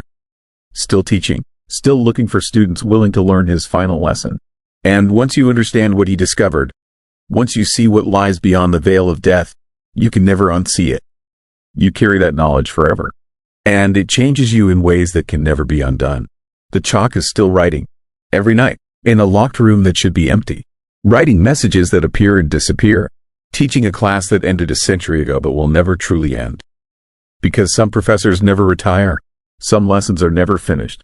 And some classrooms are haunted not by tragedy but by terrible knowledge that refuses to die. Story 9. What fell in North Bay? The military covered up what fell into the North Bay forest in 1973. But they could not cover up what it left behind. My name is Michael Brennan. I am a 48-year-old electrical engineer from Detroit, and I have spent the last 6 months trying to forget what I found in the Ontario wilderness. But some things burn themselves into your memory so deeply that forgetting becomes impossible. It started with my uncle's death last spring. Uncle Ray had lived alone in a cabin outside North Bay for 30 years.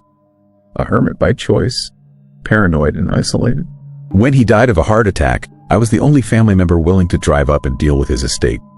Nobody else wanted to bother with the remote property or sort through decades of accumulated junk. The cabin sat 15 miles outside North Bay proper, accessible only by a rough dirt road that wound through dense forest. The kind of place where you could go weeks without seeing another human being. Perfect for someone who wanted to disappear from the world. I arrived on a gray afternoon in May. The cabin looked worse than I expected. Sagging roof, peeling paint, windows clouded with years of grime. Inside was even more disturbing. Every surface covered with papers, maps, photographs. The walls plastered with newspaper clippings and handwritten notes connected by lengths of red string like something from a conspiracy theorist's fever dream. Most of it was incomprehensible. Rambling theories about government surveillance and electromagnetic manipulation.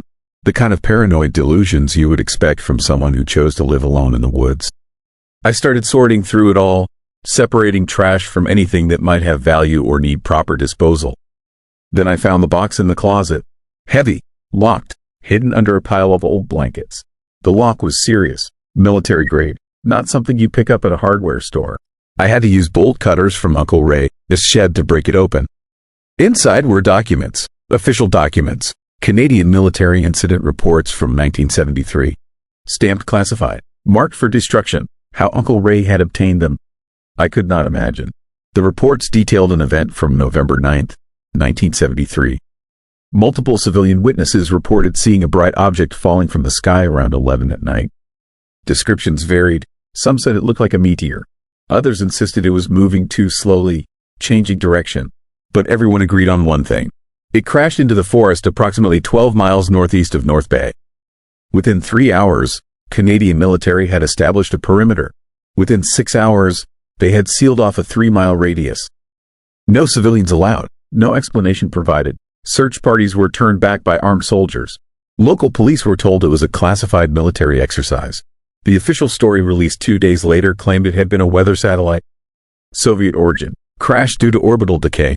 Recovery operation complete. Area safe. Nothing to see. But the documents in Uncle Ray's box told a different story. The first response team to reach the crash site found something that was not a satellite. The object had created a crater 30 feet wide, but instead of metal debris and electronics, they found something organic. The reports described it as a capsule or pod, roughly oval-shaped, 12 feet long, made of a material that looked like bone or chitin, warm to the touch despite the freezing November night. And it was open, split down one side like something had emerged. The team found tracks leading away from the crater. Not human tracks. The reports struggled to describe them. 3-toed, large, deep impressions suggesting significant weight. The stride pattern indicated bipedal movement but with a gait no human could match. They followed the tracks for 200 yards before finding the first body. A deer, torn apart with surgical precision. Organs removed, bones cleaned, like something had consumed it with methodical efficiency and complete knowledge of anatomy. The tracks continued beyond the deer carcass, leading deeper into the forest. The reports ended there, or rather, the documents in Uncle Ray's possession ended there. Whatever happened next had either not been included or had been removed. But a handwritten note was paper-clipped to the final page. Uncle Ray's handwriting. Just 4 words. It is still here. I sat in that cabin staring at those documents for hours, trying to decide if they were real or if Uncle Ray had fabricated them as part of his paranoid delusions. The paper felt authentic. The stamps and signatures looked legitimate, but the content was insane. Impossible. Then I found the photographs, hidden in another box. Dozens of black and white photos, taken at night with a telephoto lens. Most were blurry or too dark to make out details, but a few showed something in the trees around Uncle Ray's cabin. A shape, tall, thin, moving between the pines with a posture that was almost human but subtly wrong. One photograph was clear enough to make my blood run cold. Taken from Uncle Ray's back window. Shows the tree line maybe 50 feet away. And there, partially hidden behind a massive pine, was a figure. At least 7 feet tall. Elongated limbs. A head that seemed too large for its body. The angle and lighting made detailed features impossible to distinguish. But you could see enough to know this was not a person. Not a bear. Not anything that should exist. The photo was dated 3 weeks before Uncle Ray died. I should have left then. Should have packed those documents and photos, loaded them in my car, and driven straight to the nearest police station or newspaper office. But as the sun set and darkness filled the forest outside, I became aware of a creeping sense of dread. The cabin suddenly felt very small, very isolated. The windows looked out into blackness so complete my reflection stared back at me like a ghost. Every sound made me jump. Every creak of settling wood sounded like footsteps. I kept thinking about those tracks leading away from the crash site. About that open pod. About Uncle Ray living alone out here for 30 years, close enough to wherever that thing had emerged. Close enough to photograph it from his window. Around 9 at night, I heard something outside. Not wind, not an animal. Footsteps, heavy and deliberate, walking around the cabin. A slow circuit, testing. The steps had that same wrong rhythm I had read about in the military reports. Too slow, stride too long. I turned off all the lights, pressed myself against the wall between 2 windows, tried to control my breathing. The footsteps continued, circling, patient. Then they stopped at the back door. The door Uncle Ray had reinforced with steel bars and multiple locks. The door he had turned into a barrier strong enough to withstand a battering ram. I understood now why he had done it. The handle rattled, once, twice, testing the locks. Then silence, complete silence that felt more terrifying than the sound of something trying to get in. I waited in the darkness. Minutes stretched into hours, every muscle tensed, every sense straining for any sign of movement outside. Nothing, just oppressive quiet and the hammering of my own heart. At some point near dawn, I must have dozed off despite my fear. I woke to gray morning light filtering through the grimy windows.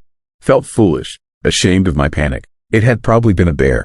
Or a moose. Something completely normal that my imagination, fueled by Uncle Ray, his paranoid documents, had transformed into a monster. Then I opened the back door to check. The ground outside showed tracks, deep impressions in the soft earth. Three-toed, large, leading from the tree line to the door, then back again. Exactly like the tracks described in those military reports from 1973. I took photographs with my phone, measured them. The stride was nearly 6 feet between steps. Whatever made these tracks was not human. Not bear, not moose, not anything natural. I loaded Uncle Ray, his boxes into my car with shaking hands. Did not bother with the rest of his belongings. Did not care about the cabin or the property or settling the estate properly. Just wanted to get out of there, get back to civilization, get away from those tracks in that dark forest. The drive back felt endless. Every curve in that dirt road could hide something. Every shadow between the trees could contain that tall, thin shape from Uncle Ray, his photographs. I drove too fast, my rental car bottoming out on ruts, branches scraping the sides. When I finally reached the highway, I felt like I could breathe again. 40 minutes later, I was in North Bay proper. Stopped at a coffee shop, tried to calm down and think rationally. I found the local newspaper office. Asked if they had archives from November 1973. The woman at the desk remembered the incident. She had been young then, but everyone in North Bay remembered the night something fell from the sky. She pulled up old editions on microfilm. There it was, front page, November 10th, 1973. Bright object falls near North Bay. Dozens of witness accounts, descriptions of military vehicles flooding into the area. Then, 3 days later, a small article buried on page 6. Military confirms satellite recovery, area reopened, case closed. I asked if there had been any follow-up stories, any ongoing reports of strange occurrences in that part of the forest. She gave me an odd look, said there had been disappearances over the years, hikers who never came back, hunters who vanished, but that happened in wilderness areas. People got lost, died of exposure, fell into ravines. Then she mentioned something that made my stomach clench. A researcher from Toronto had come through about 5 years ago asking the same questions. Wanted to investigate the crash site. Went into the forest with camping gear and cameras. Never came back. Search parties found his campsite. Tent shredded. Equipment scattered. No sign of the man himself. The military had never recovered everything from that crater, I realized. The pod was empty when they arrived. Whatever had been inside was gone. And for 50 years, it had been living in those woods. Growing, learning, surviving. Uncle Ray had known, had spent 3 decades documenting it, photographing it, living in constant fear behind reinforced doors and barred windows. And now I had his documents, his evidence, his knowledge. I drove back to Detroit the same day. Did not stop except for gas. Kept checking my rearview mirror. Kept expecting to see something tall and thin standing on the roadside, watching me pass. Back home, I tried to decide what to do with Uncle Ray, his documents. Who would believe them? Who would not just dismiss them as the ravings of a paranoid hermit? But more importantly, did I want anyone to believe them? Because if people started investigating, started going into those woods looking for evidence, more people would disappear. That thing, whatever it was, whatever had fallen from the sky in 1973, was territorial, was dangerous, was still hunting. The military had sealed the area for a reason, not just to cover up the crash, to contain something that should not exist on Earth, something that had come from somewhere else. And when they failed to capture it, when it disappeared into the wilderness, they had done the only thing they could. Classified everything, threatened witnesses, buried the story. I burned most of the documents, kept only a few photographs and reports, enough to remind me that I was not crazy, that what I experienced was real. The rest went into my fireplace, watched them curl and blacken and turn to ash. 2 months later, I sold Uncle Ray this property without ever going back. Sold it cheap to a developer who planned to tear down the cabin and clear the land. I did not warn him, did not tell him what might be in those woods. I just wanted to sever all connection to that place. But I still have nightmares, dreams of something tall and thin moving between trees, dreams of tracks circling my house, dreams of that open pod and the thing that emerged from it, confused and hungry and impossibly far from home. The North Bay UFO crash was real. The military cover-up was real. And what fell into that forest is still there. Still hunting. Still surviving in the deep woods where no one goes anymore. waiting for the next person who gets too curious, who digs too deep, who finds out too much. Uncle Ray knew that, lived with that knowledge for 30 years. And it drove him into isolation and paranoia. But he was not crazy. He was smart, because the only way to survive knowing about it is to stay away, to keep silent, to never, ever go back into those woods. I think about the researchers and hikers who disappeared. I think about what their final moments must have been like, seeing something impossible emerge from the shadows, something that had traveled across space only to end up stranded in an Ontario forest, something that had learned to hunt, to survive, to kill. And I wonder if it ever looks up at the night sky, if it remembers where it came from, if it waits for others of its kind to fall from the stars, or if it has simply adapted, accepted this world as home, this dark forest as its territory. The military sealed those files for good reason.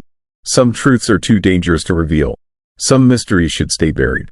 And what fell in North Bay should have stayed in the stars where it belonged. Story 10. Ghost Train of Northern Ontario. I heard a train coming on tracks that had been dead for 43 years. My name is Marcus Reed, and I worked as a track maintenance supervisor for Canadian National Railway in Northern Ontario for 16 years before the night that changed everything. The job was simple enough. Monitor the active rail lines, inspect bridges and crossings, make sure freight trains could move safely through hundreds of miles of wilderness between Sudbury and Thunder Bay. Most nights were routine, cold, quiet, nothing but forest and darkness stretching in every direction. But on November 19th, at 2:37 in the morning, I heard something that should have been impossible. The sound of a locomotive approaching on the old Algoma Eastern Line, a section of track that had been abandoned since 1981 and left to rust into the forest floor. I was parked at the crossing near Biscotasing, a ghost town that barely exists anymore except for a few hunting camps and a gas station that closes at sunset. My partner Danny Kovac and I were doing routine inspections on the active CN main line that runs parallel to the old Algoma track about 200 yards to the south. The night was clear and brutally cold, the kind of November cold that makes your teeth ache and turns your breath into clouds of ice crystals. We were drinking coffee from a thermos, waiting for a westbound freight to pass so we could get back on the tracks and finish our inspection. That was when we heard it, faint at first, a distant rumble, the unmistakable sound of steel wheels on steel rails, the rhythmic clacking of a train gaining speed. Both of us went silent. We looked at each other with the same confused expression. There were no trains scheduled on any nearby line for another 40 minutes. Nothing should have been moving through this section. And the sound was not coming from the main line. It was coming from the north, from the dead tracks. Danny grabbed the radio and called dispatch. He asked if there were any unscheduled trains in the area. Any maintenance crews, any equipment moving through. Dispatch came back negative. All trains accounted for. All crews at their designated positions. Nothing operating anywhere near our location. But the sound was getting louder, closer, unmistakable now. A full locomotive pulling multiple cars. Heavy, fast. The ground beneath our feet was vibrating. We grabbed our flashlights and walked toward the old Algoma crossing. The abandoned tracks were barely visible through the overgrowth. Saplings had pushed up through the rail bed. Rust covered the rails like orange fungus. The ties were rotted and broken. This line had not seen a train in over 4 decades. But the sound kept coming, growing louder with each passing second. The metallic screech of wheels, the deep bass rumble of an engine, the rhythmic percussion of joints and couplings. Every detail perfect, every sound exactly what a moving freight train should make. Then we saw the light, a single bright headlamp cutting through the darkness about a mile up the track. Moving fast, too fast for abandoned rails. The light was harsh and yellow, the old-style sealed beam headlamp they used on locomotives in the 70s. It swung back and forth slightly with the motion of the train. We could see the beam illuminating the trees on either side of the track. We could see frost sparkling in the air where the light touched it. This was not a hallucination. This was not our imagination. There was something on those tracks. Something real enough to produce light and sound and vibration in the ground. Danny started backing away. His face had gone pale. His hands were shaking. He kept saying we needed to leave. We needed to get back to the truck. We needed to report this and let someone else deal with it. But I could not move. I was transfixed, terrified, and fascinated in equal measure. The train was maybe half a mile away now. Close enough that I could see details. The shape of the locomotive, the dark bulk of freight cars behind it, the spray of snow and ice kicked up by the wheels. Then it stopped. Not gradually, not with the screech of brakes. It just stopped. The sound cut off instantly like someone had flipped a switch. The light vanished. The vibration in the ground ceased. Everything went silent. The kind of silence that is not peaceful but threatening. The kind of silence that means something terrible is about to happen. We stood there in the darkness, our flashlight beams cutting through empty air, and waited. 30 seconds. A minute. Nothing. Just the whisper of wind through pine trees and our own ragged breathing. Danny grabbed my arm and pulled. We needed to leave, right now. But before we could move, we heard the screams. They came from where the train had been. Multiple voices. Men, women, children, screaming in absolute terror. Not the screams of people in pain. These were the screams of people experiencing something so horrifying that language breaks down and only raw animal fear remains. The sound echoed through the forest, bouncing off trees, distorting until it became something inhuman. Something that crawled into your skull and made your brain want to shut down rather than process what it was hearing. The screaming lasted maybe 20 seconds. Then it stopped as abruptly as the train had. Silence rushed back in like water filling a void. Danny and I ran. We did not discuss it. We did not hesitate. We just ran back to our truck, threw our equipment in the bed, and drove away as fast as the logging road would allow. Neither of us spoke until we were back on the highway with lights and civilization around us. Even then, we barely said a word.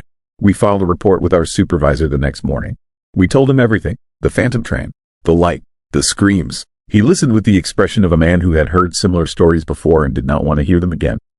He told us that working night shifts in remote areas plays tricks on the mind.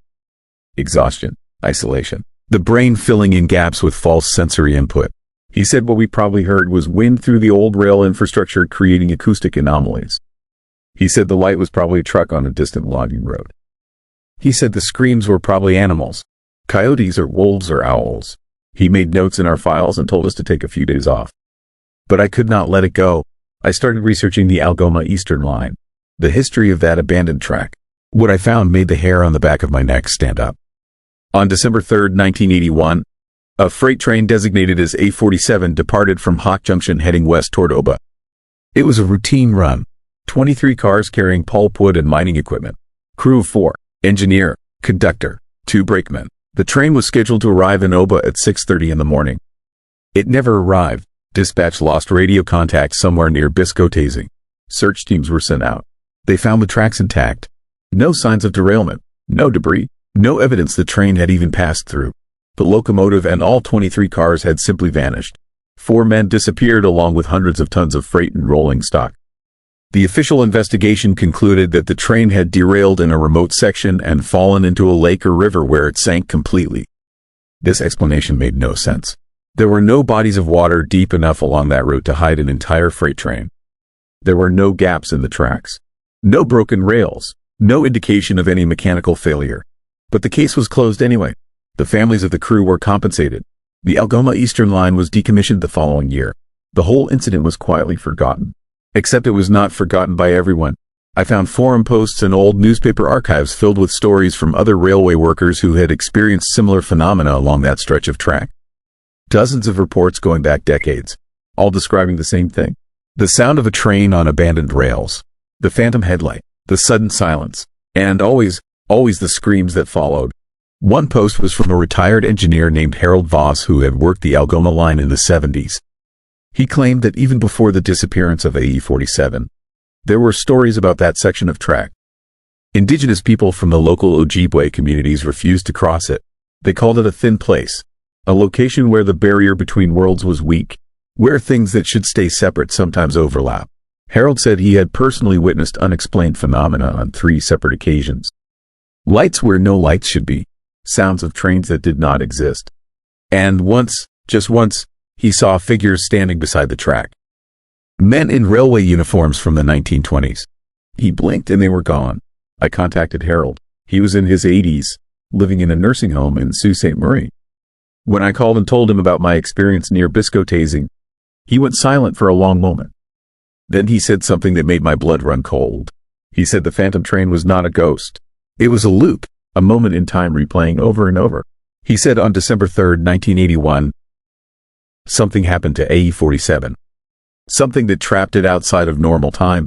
The train was still running its route, still trying to reach its destination, but it was stuck in a pocket of existence that only intersected with our reality at specific locations and specific times. He said the screams were from the crew, the moment they realized what had happened to them. The moment they understood they were trapped forever in a single journey that would never end. I asked Harold what he thought had caused it. What could trap a train and its crew in a temporal anomaly? He said the railway companies had always known certain routes were dangerous. Not physically dangerous, metaphysically dangerous, places where the geometry of space was wrong, where compasses spun, where radio signals died, where men went mad or disappeared without explanation. He said the Algoma Eastern crossed through several such zones. And in 1981, something went wrong. Maybe it was solar activity. Maybe it was some confluence of magnetic fields. Maybe it was something else entirely. But A47 crossed a threshold it should not have crossed and could not come back. 2 weeks after my conversation with Harold, I was assigned to inspect a bridge near Biscotasing. Same area, same stretch of track. I requested a different assignment. I told my supervisor I was not comfortable working near the old Algoma line. He said I was being ridiculous. He said I needed to either do my job or find different employment. So I went, because I needed the paycheck. Because I told myself it was just coincidence and imagination and stress. Because I am an idiot.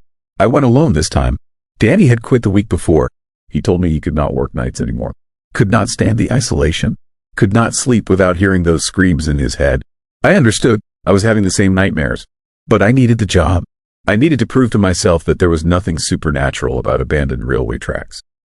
I arrived at the crossing just after midnight. The night was overcast. No moon. No stars. Just complete darkness pressing in from all sides. I set up my equipment and started the inspection. Everything was routine. Bolts tight. No stress fractures. Rail alignment within tolerances. I was almost finished when I heard it again. That distant rumble. Steel on steel. The unmistakable approach of a locomotive on the dead tracks to my north. This time I was prepared. I had a camera. I had my phone. I was going to document whatever I saw and prove once and for all that something impossible was happening in this godforsaken stretch of wilderness. I grabbed my equipment and ran toward the abandoned crossing. The sound was growing louder. The ground was shaking, and then I saw the light. But this time it was different. The headlamp was closer, much closer, and it was coming faster than before. The beam swept across the forest like a searchlight. I could hear the scream of metal wheels. The roar of a diesel engine pushed beyond its limits. This train was not just passing through. It was barreling down on me at full speed. I raised my camera. I started recording. The locomotive burst into view maybe 300 yards away. I could see details now. An old GMDF unit from the late 70s. Number 1847 painted on the nose. The paint faded and streaked with rust. The windows dark. No one in the cab. The engine running itself. Behind it, freight cars stretched back into darkness. 23 cars. Exactly 23. The same number as AE47. Then I saw the crew. They were standing in the spaces between the cars. 4 men. Railroad uniforms. Frozen in positions of terror. Mouths open. Arms raised as if trying to ward off something. Their skin was gray. Their eyes were hollow. They were not alive. But they were not exactly dead either. They were trapped. Suspended in the moment of their own destruction. Replaying it over and over for 43 years. The train was 50 yards away. Still accelerating. Still screaming toward me on tracks that should not support any weight. I stumbled backward. My camera fell from my hands. I turned to run and my foot caught on a rotted railroad tie. I went down hard. The impact knocked the wind from my lungs. I rolled onto my back and looked up at 200 tons of phantom locomotive bearing down on me. Then it was gone. The sound cut off. The light vanished. The vibration stopped. I was lying on the ground in complete silence with only my own gasping breath and the pounding of my heart. I fumbled for my flashlight. The beam illuminated empty tracks. Rusted rails. Overgrown vegetation. No train. No crew. Nothing. But my camera was still recording. I found it lying in the dirt. The screen was cracked, but it was still running. I hit playback with shaking hands. The footage showed the forest. The tracks. My light bouncing around. And then static. Pure white noise for exactly 23 seconds. Then it cut back to normal footage of empty tracks. Whatever had happened, whatever I had seen, it existed in a space where cameras could not capture it. Or would not. I quit the next day. I did not file a report. I did not tell anyone what I had seen. I just walked into my supervisor's office, put my badge and equipment on his desk, and left. I have not been back to Northern Ontario since. I have not gone near railroad tracks of any kind. I sold my house and moved to Toronto where there are lights and people and the comforting noise of urban life. But some nights I still hear it. Faint and distant, the sound of a train on dead tracks. The rumble of an engine that cannot stop. The screams of men trapped in an endless journey. And I know with absolute certainty that somewhere out there in the wilderness north of Biscotasing, a freight train is still running. Still trying to reach a destination it will never arrive at. Still carrying its crew through a nightmare that has no end. If you ever work in remote railways, if you ever hear the sound of a train where no train should be, do not investigate. Do not try to document it. Do not look for explanations. Just leave. Because some things are beyond understanding.